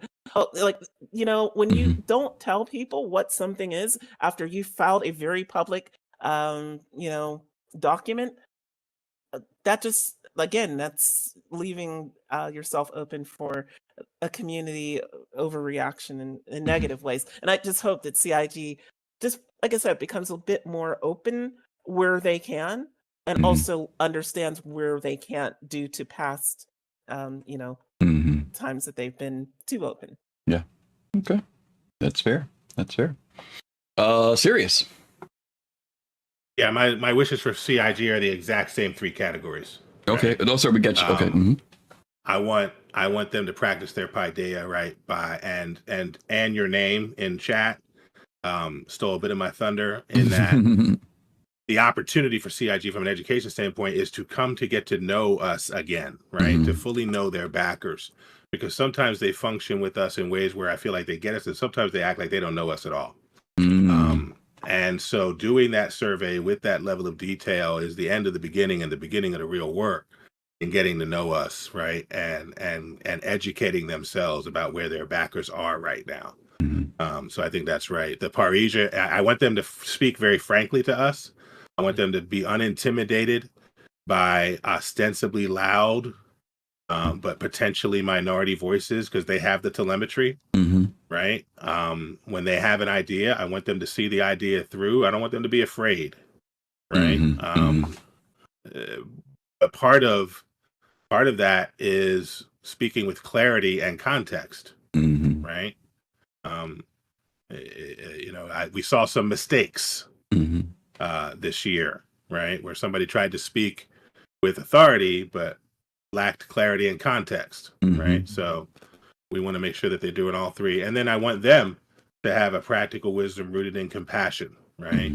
It can't just be about FOMO, right? And to their credit, I will say that my interactions behind the scenes, whether it's concierge, whether it's, asking for help, I've gotten responsiveness. So that's been my experience. And I'd like that to extend broadly to the community. So those are my wishes for CIG. Okay. By the way, SeriousFun just mentioned about the survey. Definitely, you guys take advantage of the survey. The survey is actually a lot more in depth than I thought it was going to be.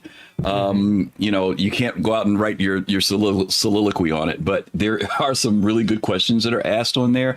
And as far as I remember, this is the first time I've seen something that extensive from them reaching out to the community. In fact, just last week I was saying, who are they listening to? Who are they? I literally just said this. Who are they getting their information from? And boom, survey. That's because I said it, y'all. No, I'm just kidding. But I am glad to see that is out there. Please don't ignore that that survey. I know you would think, oh, they're not going to listen, but when you look at it, you'll actually see that it does do some really good breakdown on some things, and there's opportunities for you to respond to stuff. The more voices, and not just the voices like SeriousFun just said, that loud minority, but there's more of a majority of us that are quieter, that are just kind of out here, maybe feeling frustrated, maybe going for the ride, maybe happy. They need all that information. So please take advantage of the survey that's on the RSI website. Please take advantage of it. Abdi, on you.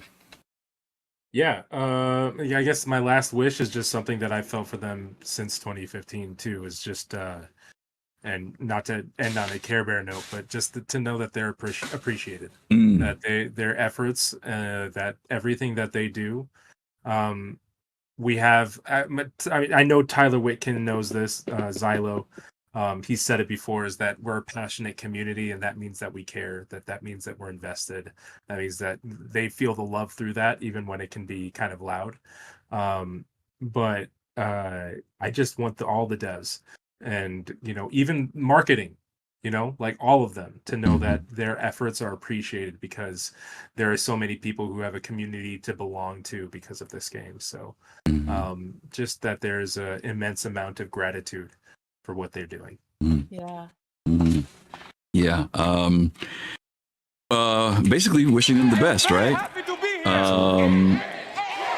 I'm going to say that I want to wish them, and this is some assumptions here. The assumptions are that CIG has, based on what they've told us, and I'm only basing this statement based on what they've shared with us, there could be more. So I'm only basing it on where we are today.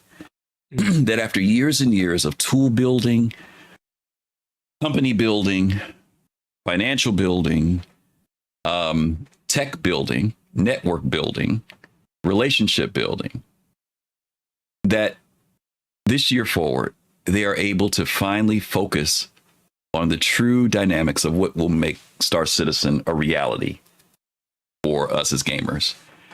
There's been a lot of waiting. Not just on our part. I think that there's a dynamic that we only think about the backers who are waiting, but I'm sure even for them, sometimes you've heard stories about devs working on something and they can't move forward because something else is preventing their work from advancing. And then they have to, in many cases, there's a lot of stuff that's thrown at them. They had deadlines last year. They had to work overtime. There's all types of things that they have to do that I'm sure there are frustrations on their part. And I'm hoping that the big hurdles have been knocked out, and that now the artistry of what they do can start coming forward. That the vision, the actual meat that goes on the bones starts to come together for them just as much as it does for us. And that the company can start moving forward. And I mean, I'm talking about from finances, because money is there. And I've said this before, we don't know what they need to operate. We keep each year looking for this great, they made more money than they did last year, or they made less money. And listen, as long as they're paying the bills and the lights are on and people are employed, that's all I'm worried about. And that they can keep moving forward. And obviously, if they're able to bring in more revenue, that's a good thing. But I really want that we start to see, and they start to see, the fruit, what we call the fruit of their labor. And that there's a feeling of satisfaction on their part just as much even as it is on our part, that Star Citizen starts to really become the game that we all have been waiting on, not just the backers, but also the people that have worked there for 5, 8, 14 years. I really hope that would be one of the things that happens. So, okay. That's our holiday wishes. We knocked it out, and we still got some stuff to do for you guys, so don't go anyplace. We're getting ready to do some giveaways for you guys. I don't know if we have to see. Do we have any questions? Let's take a look and see. We do. We do? Pops put one in earlier. Oh, we've got a question. All righty then. Let's see what question or questions. Do we just have one? Let's see. In space. You know what? The one that Pops put in, I think, was just in the, it didn't come up in the thingy, but I see it. Why didn't it come up in the... Oh, there it is. Okay, got it. Okay, this is from Pops in Space. At CitizenCon, we watched the presentation about environmental-based weather, like lightning storms, but there was no reference to lava. What are your thoughts on lava and any other environmental danger? Anybody want to step up to that one? Feel free. Yeah. Go ahead, Jade. Okay. So they've been asked about lava previously, and I believe when they were talking about rivers, they mentioned that it's basically like another shader visually, right? But beyond the visuals, right? Lava has an effect on its surroundings, and I feel like Star Citizen is the game that would not be content at just showing you this lava flow that doesn't do anything. Erosion, right? Yeah, exactly. And it'll just it'll kill you, but that's about it, right? So I think other games can get away with that, but I think the direction that we saw with the different environmental effects at CitizenCon this year tells me that I should say when, because I'm sure they're going to put lava in at some point. When they do it, they're going to do it right. They're going to have erosion and accumulation and, lava cooling and things like that. Like it's going to be beyond just showing a cool, red, viscous, flow of something. That's glowing. It's going to be more to do with this affects the environment. You can, when it's cooled, there are minerals that you can get that come from lava, like in IRL, right? Things like that, I think, is why we don't have lava now. It's because they're looking at it much broader than that. A good example would be clouds, right? In order to have rain, you need clouds, so they have to work on the clouds first, right? And so it's probably the same with lava. Yeah, and to that point, they made everything. You know how it is with pops with everything in this game is tier 0, tier 1, tier 2, tier 3. And Jade's right. The actual idea of lava flowing is a whole different dynamic. What I could see them doing is some area that's volcanic, where there is a mountain or something where there is a opening, right? Like we would see of some type of magma or lava, lava inside of that, versus the river thing. The river thing, to Jade's point, would definitely be a whole nother level of stuff. But once we start seeing something like that, and Jade, correct me if I'm wrong, Bloom technically, even though originally it was a lava planet, they did say that it would still have some biomes like something like that, didn't they? Or am I crazy? Did they say there would be a biome? Okay. Well, yes, I am crazy. You're not crazy at all. Right? Okay. Exactly. And I think one of the moons of Pyro 5 as well. Because if you look even in our own solar system, the most volcanic place is not Earth. Right. It's the moon Io, a moon of Jupiter, right? And so because of tidal forces, it's very volcanic. And I could see them doing that. Something like that. As well. Something like that. I actually have some insider information on this. CIG specifically said that they're building Colossal's Mustafar. Oh God! Don't tell him that. Don't tell him that. And that they're actually just waiting for that to be done. It's all because they're just making sure Colossal's castle, his Darth Vader castle, is absolutely perfect, and then they'll release it. Don't make him happy like that. Jeez, look at what's funny about, and Jade talked about rivers with Will Hain, the Hydro homie, the water guy, who wants to be known obviously for more than that, right? Is it River God now? Is that what it is? It River God? I think he'll take that. Yeah, he'll take that. But he's gone on to work on broad aspects of the Genesis framework, right, of Star Engine, and I think where he is he did that to demonstrate what he could do, right? But people have asked him, do rivers mean roads? Does rivers mean lava? And he's like, that's not on the roadmap, but to Jade's point, the technology is not dissimilar, right? And so how quickly rivers went from, hey, I'm playing with this, to implementation shows you that when CIG, to Griff's point, gets artistic time beyond some of these fundamentals in their implementation, I imagine, Pops, that we will see lava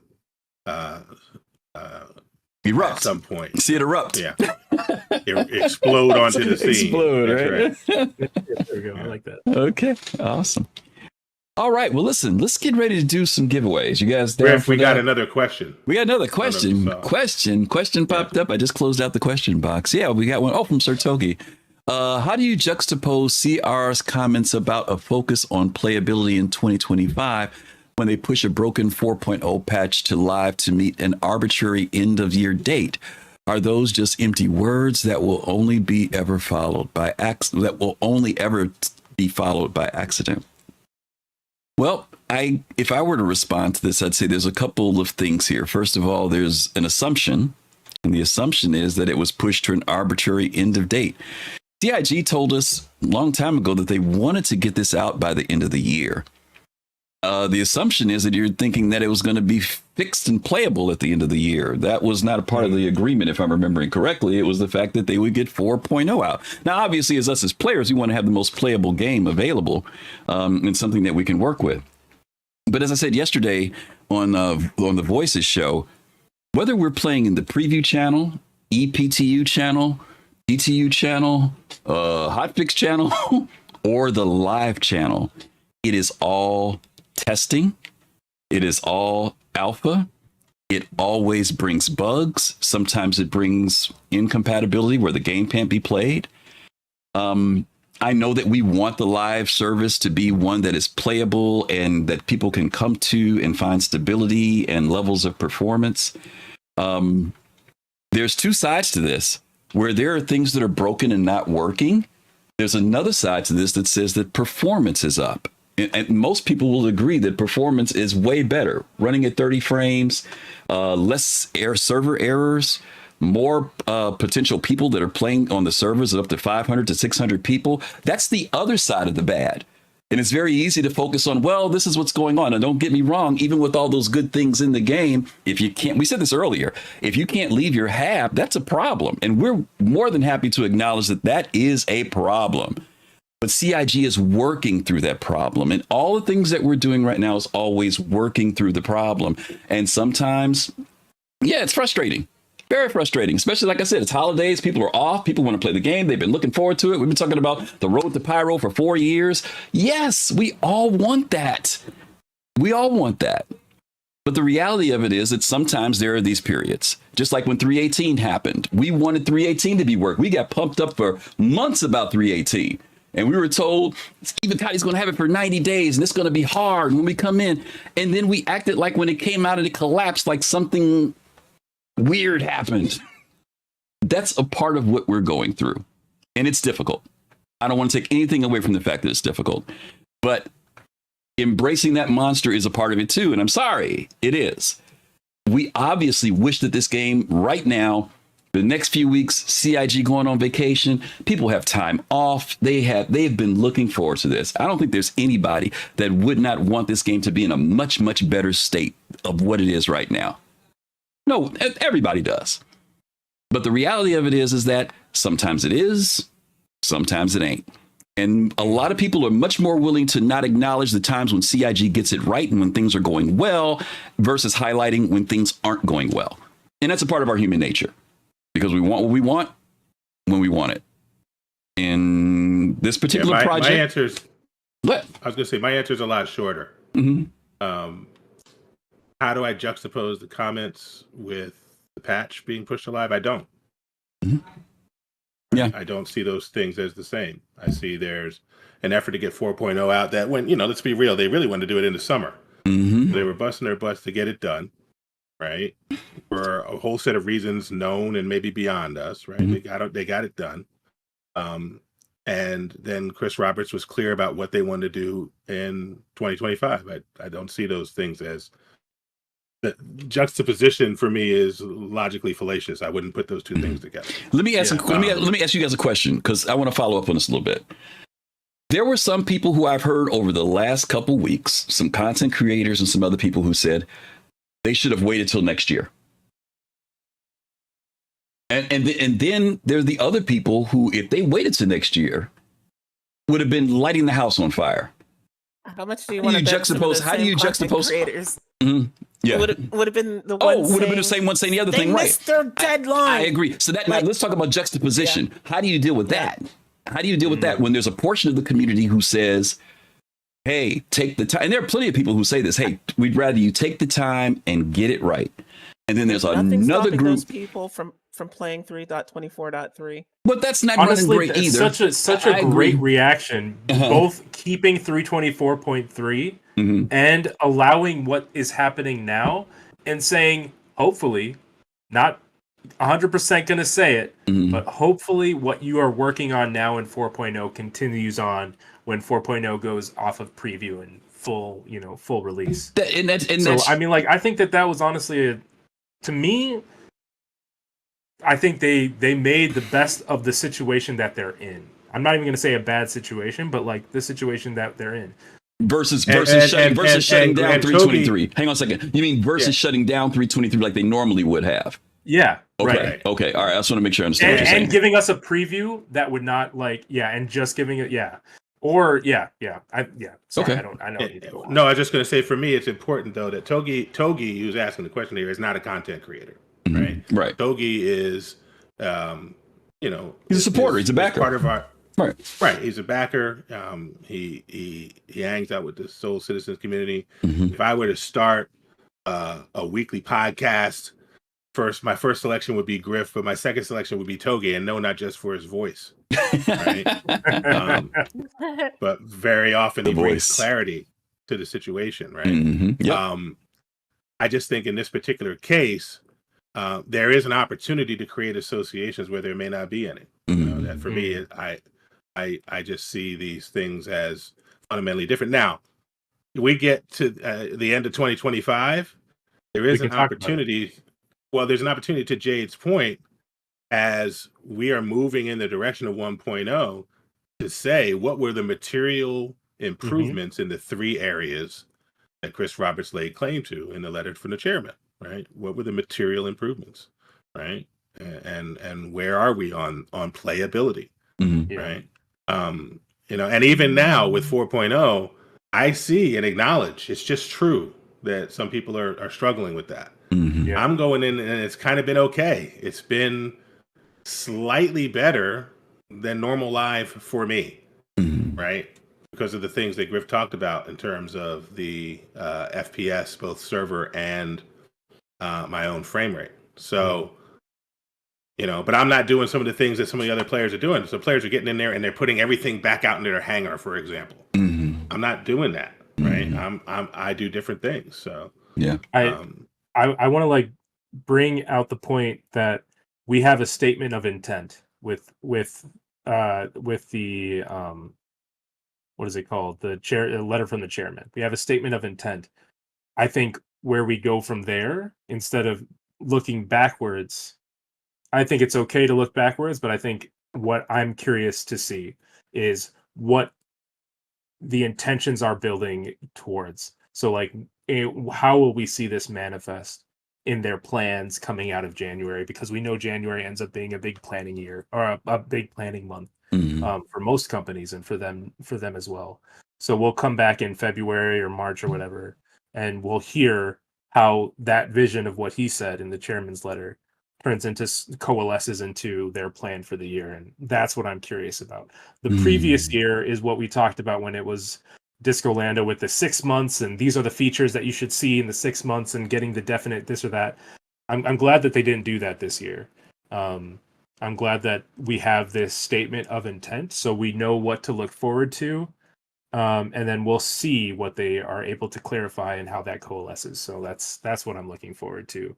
That's, instead of juxtaposing, that's what I'm looking towards. Yeah, and I just want to say one important thing with regards to 4.0. Part of the development of any of these big major patches is how they scale, right? And there's certain things that only become apparent when you have high concurrency, right? So they almost had to push it to live to resolve things like that, right? There are things that we don't see in Evocati that we see when it goes to wave 1. There's things we didn't see in wave 1 when it goes to all waves. And likewise, there are things that didn't happen in all waves EPTU that happen in live. And that's natural, and that's part of the development. And so I would say that, it's a statement of intent that playability is going to be the thing going forward. But like Griff said, and like Jared always says, live is also a test environment. And we as much as we're playing the game, we're also providing them data. We're also breaking things as we should in order for them to fix them before 1.0. Yeah. It's a tough one. They've talked about the percentage of people that play the PTU, even when it's a patch that we look forward to. The percentage is less than 25% of the players. And there are some things that just don't happen unless everybody's in. It'll be interesting to see how many people do go to 4.0 versus 323. Yesterday, someone told me that they did a survey of people and not one person was in 323. Only one person was. And if I told you who the person was, you'd probably laugh. And I don't mean that in a bad way. I think the person was being nostalgic.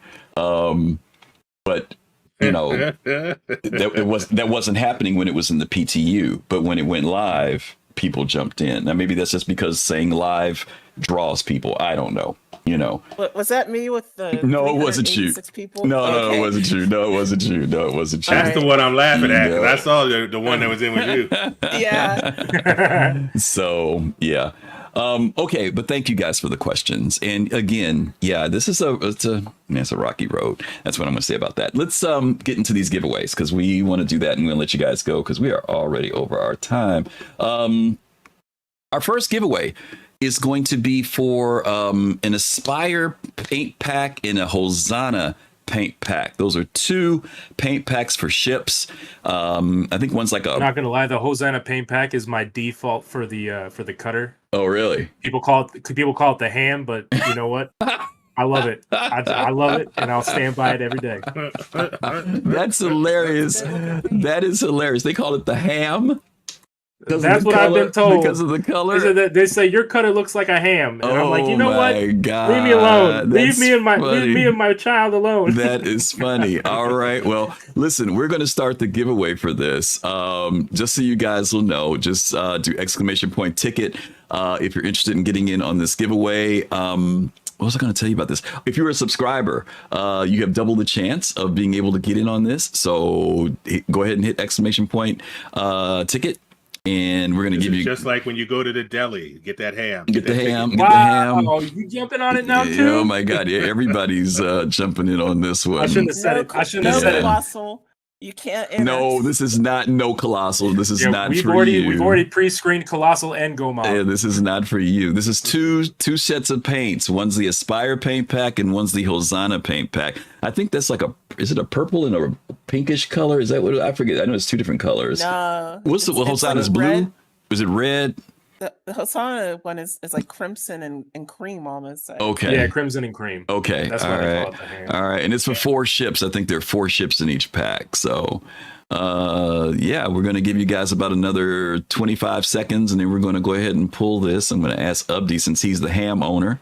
We'll let him do the countdown. I shouldn't have said anything, man. Why did I say it? We'll let you do the honors in about 10 seconds on the count for this one. !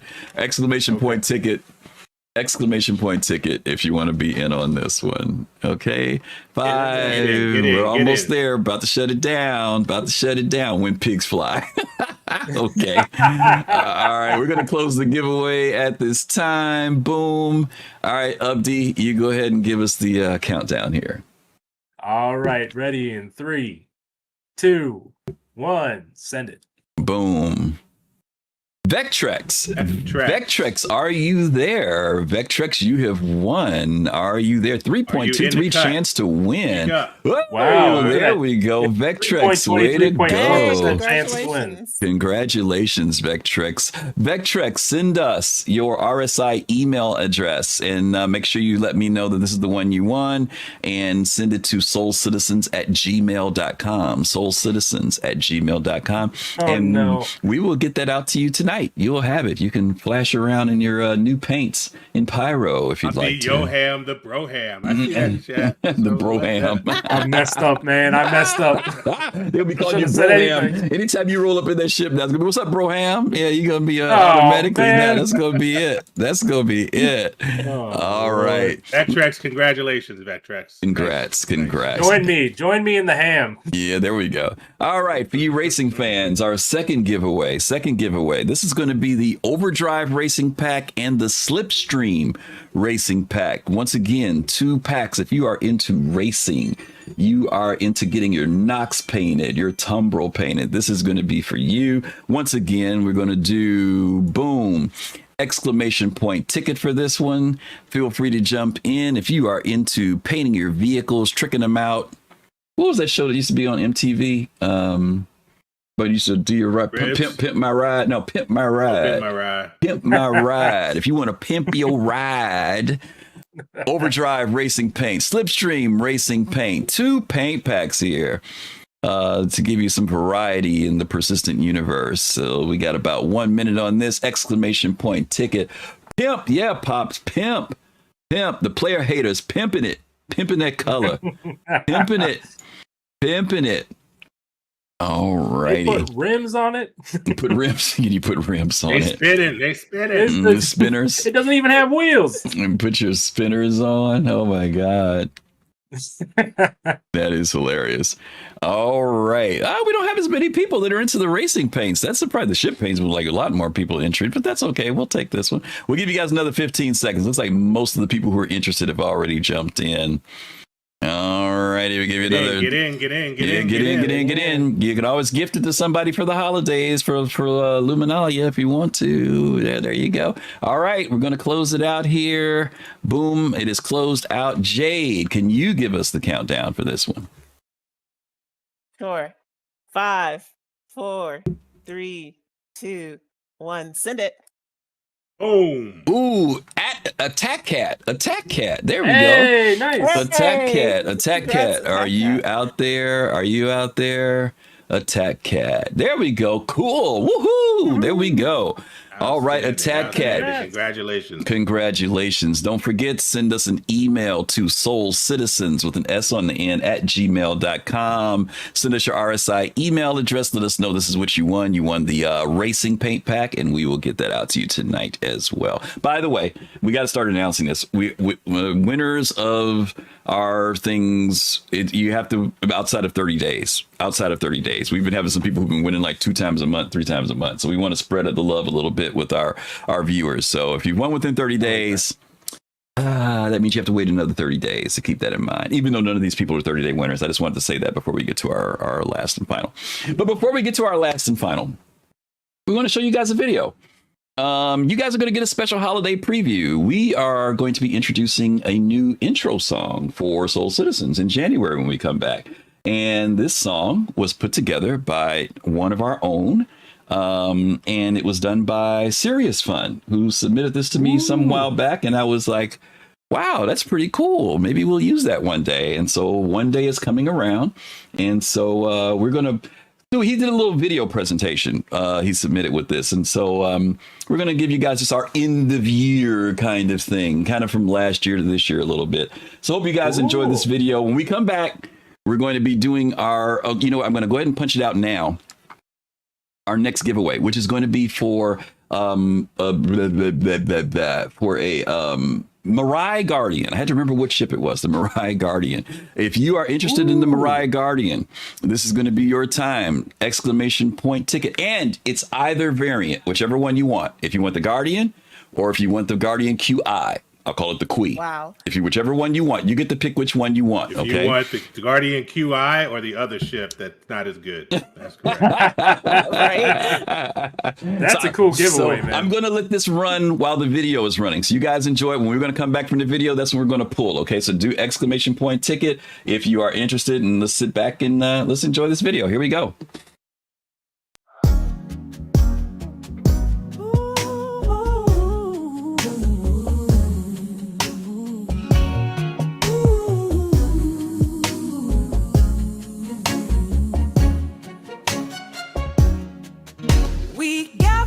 Cosmos bright, stars and ships take flight tonight, in the void where dreams do play. Soul citizens lead the way, borders fade in nebula's light, unknown worlds will chart tonight. Through the galaxy we soar, endless journeys at our core. Borders fade in nebula's light, unknown worlds will chart tonight. Through the galaxy we soar,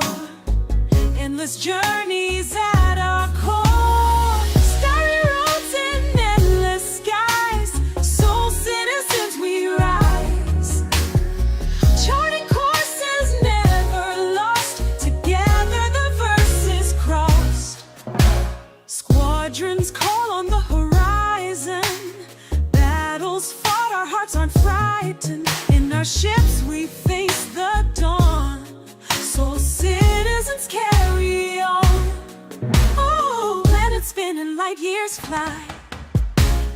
Boundless space where hopes reside.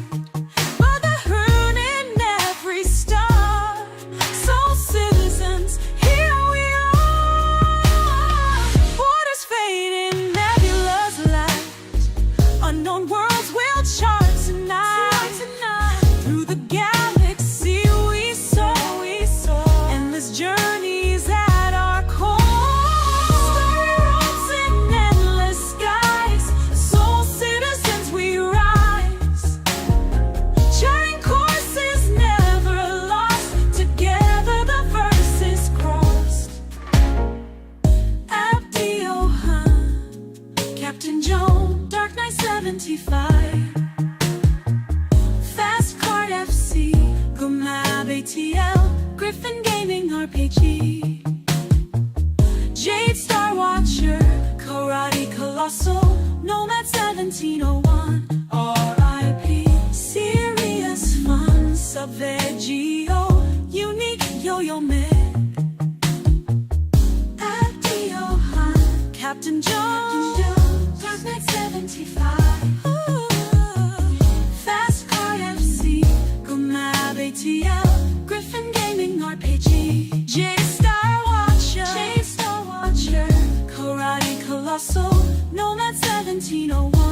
RIP, Serious Fun, Sub-Vegio, Unique Yo-Yo Meg. All right. I hope you all enjoyed that. Kudos to our very own co-producer, SeriousFun. Abdi, what do you think? Was it okay? Man, that was a walk down memory lane. I was like smiling the whole time. Okay. The love was there.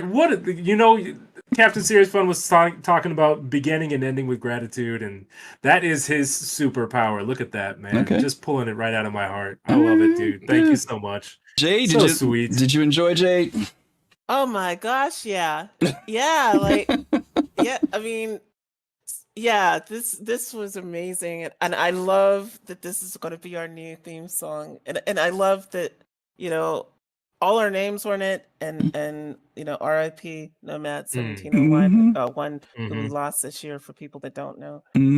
Yeah, okay. I'm glad you got it. Yep, great job, Serious. Great job. I appreciate that, and I hope we all enjoy it. Good stuff. Okay, well, that was our reflection on our past year. Once again, exclamation point ticket if you want to be in on the giveaway for the Guardian, the Mirai Guardian. Pick whichever one you want, the Guardian or the Guardian QI.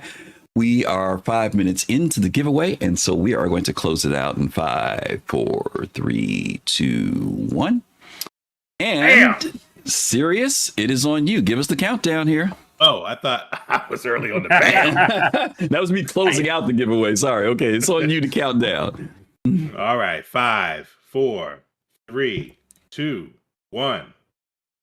Bam! Citizen Joel. Hey, Citizen Joel. Hey. Are you still here?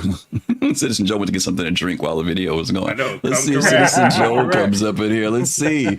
Citizen. Oh, there we go. Citizen Joel. Way to go. Congratulations. Congratulations to you.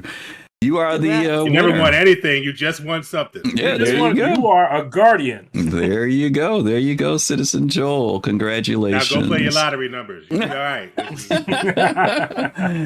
All right, Citizen Joel. Be sure to, once again, send us your RSI email to soulcitizens@gmail.com, and we will get that Mirai Guardian out to you. We'll try to do it tonight if we can. That way you can play around with it over this week coming up with the holidays and everything. But we want to say thank you to everyone who's here tonight.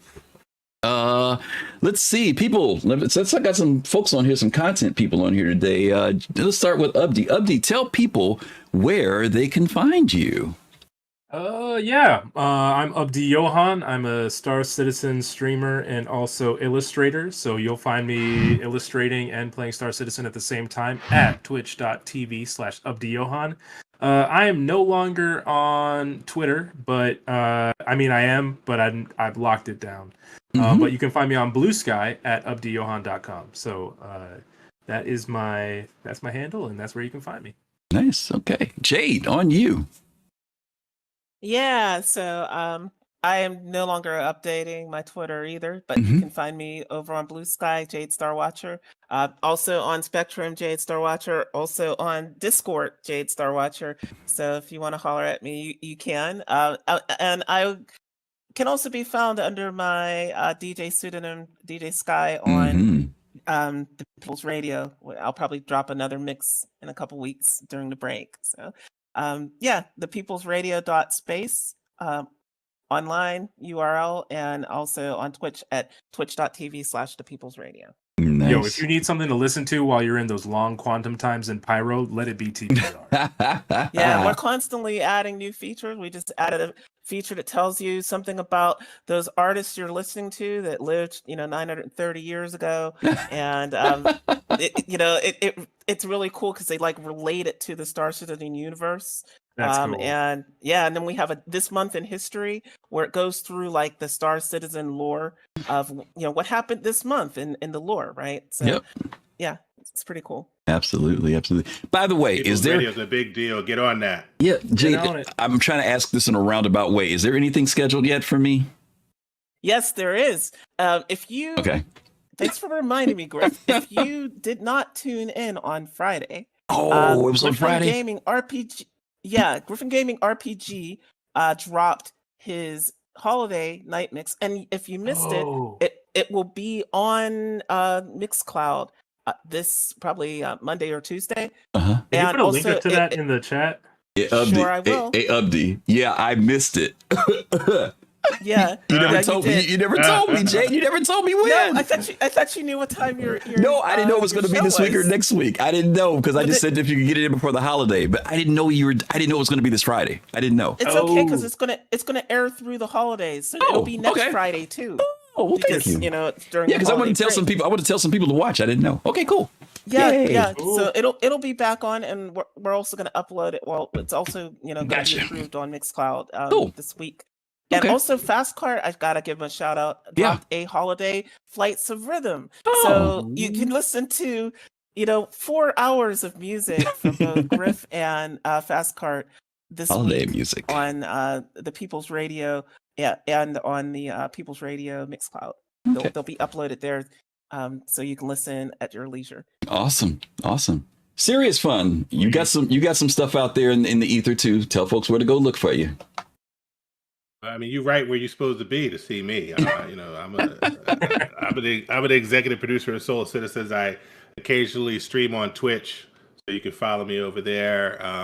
I will get back to our part 2 analysis of the Squadron 42 video and hang out a bit in 4.0 now that that's dropped. And then I also do a project over at prettycoolcontent.com. I'll leave that here. Where all the deep analysis videos that we did long form about Star Citizen are available, and we'll be working on a bunch of other stuff, a bunch of other channels as well. So, but if you want to make sure you see me and this beautiful mug, it's right here at Soul Citizens. The beard is looking fire, man. Yeah, legit. It's looking so good. I love it. It is. I appreciate that. Inspirational, man. Look at this patchiness, man. Well, once again, we want to thank everybody for being here. I want to thank AbdiYohan, JadeStarwatcher, and SeriousFun for sharing their thoughts. Great show tonight. Great year for 2024. Looking forward to 2025. We want to wish you guys the very, very best as you go into the holiday season. We are, as we always do, about to take our vacation as well. But just so you'll know, I didn't change the things up here, so just kind of ignore the dates and times. But Soul Talk is on break. We won't be back until January. We'll put some dates out for that when that's going to kick back in. Also, Soul Citizens will be on break until Sunday, January the 12th. So for the next 2-3 weeks, we'll be taking a break. Get to set back. We get to relax a little bit, enjoy other content creators, but we will be out there in the universe, and we hope to see you guys there.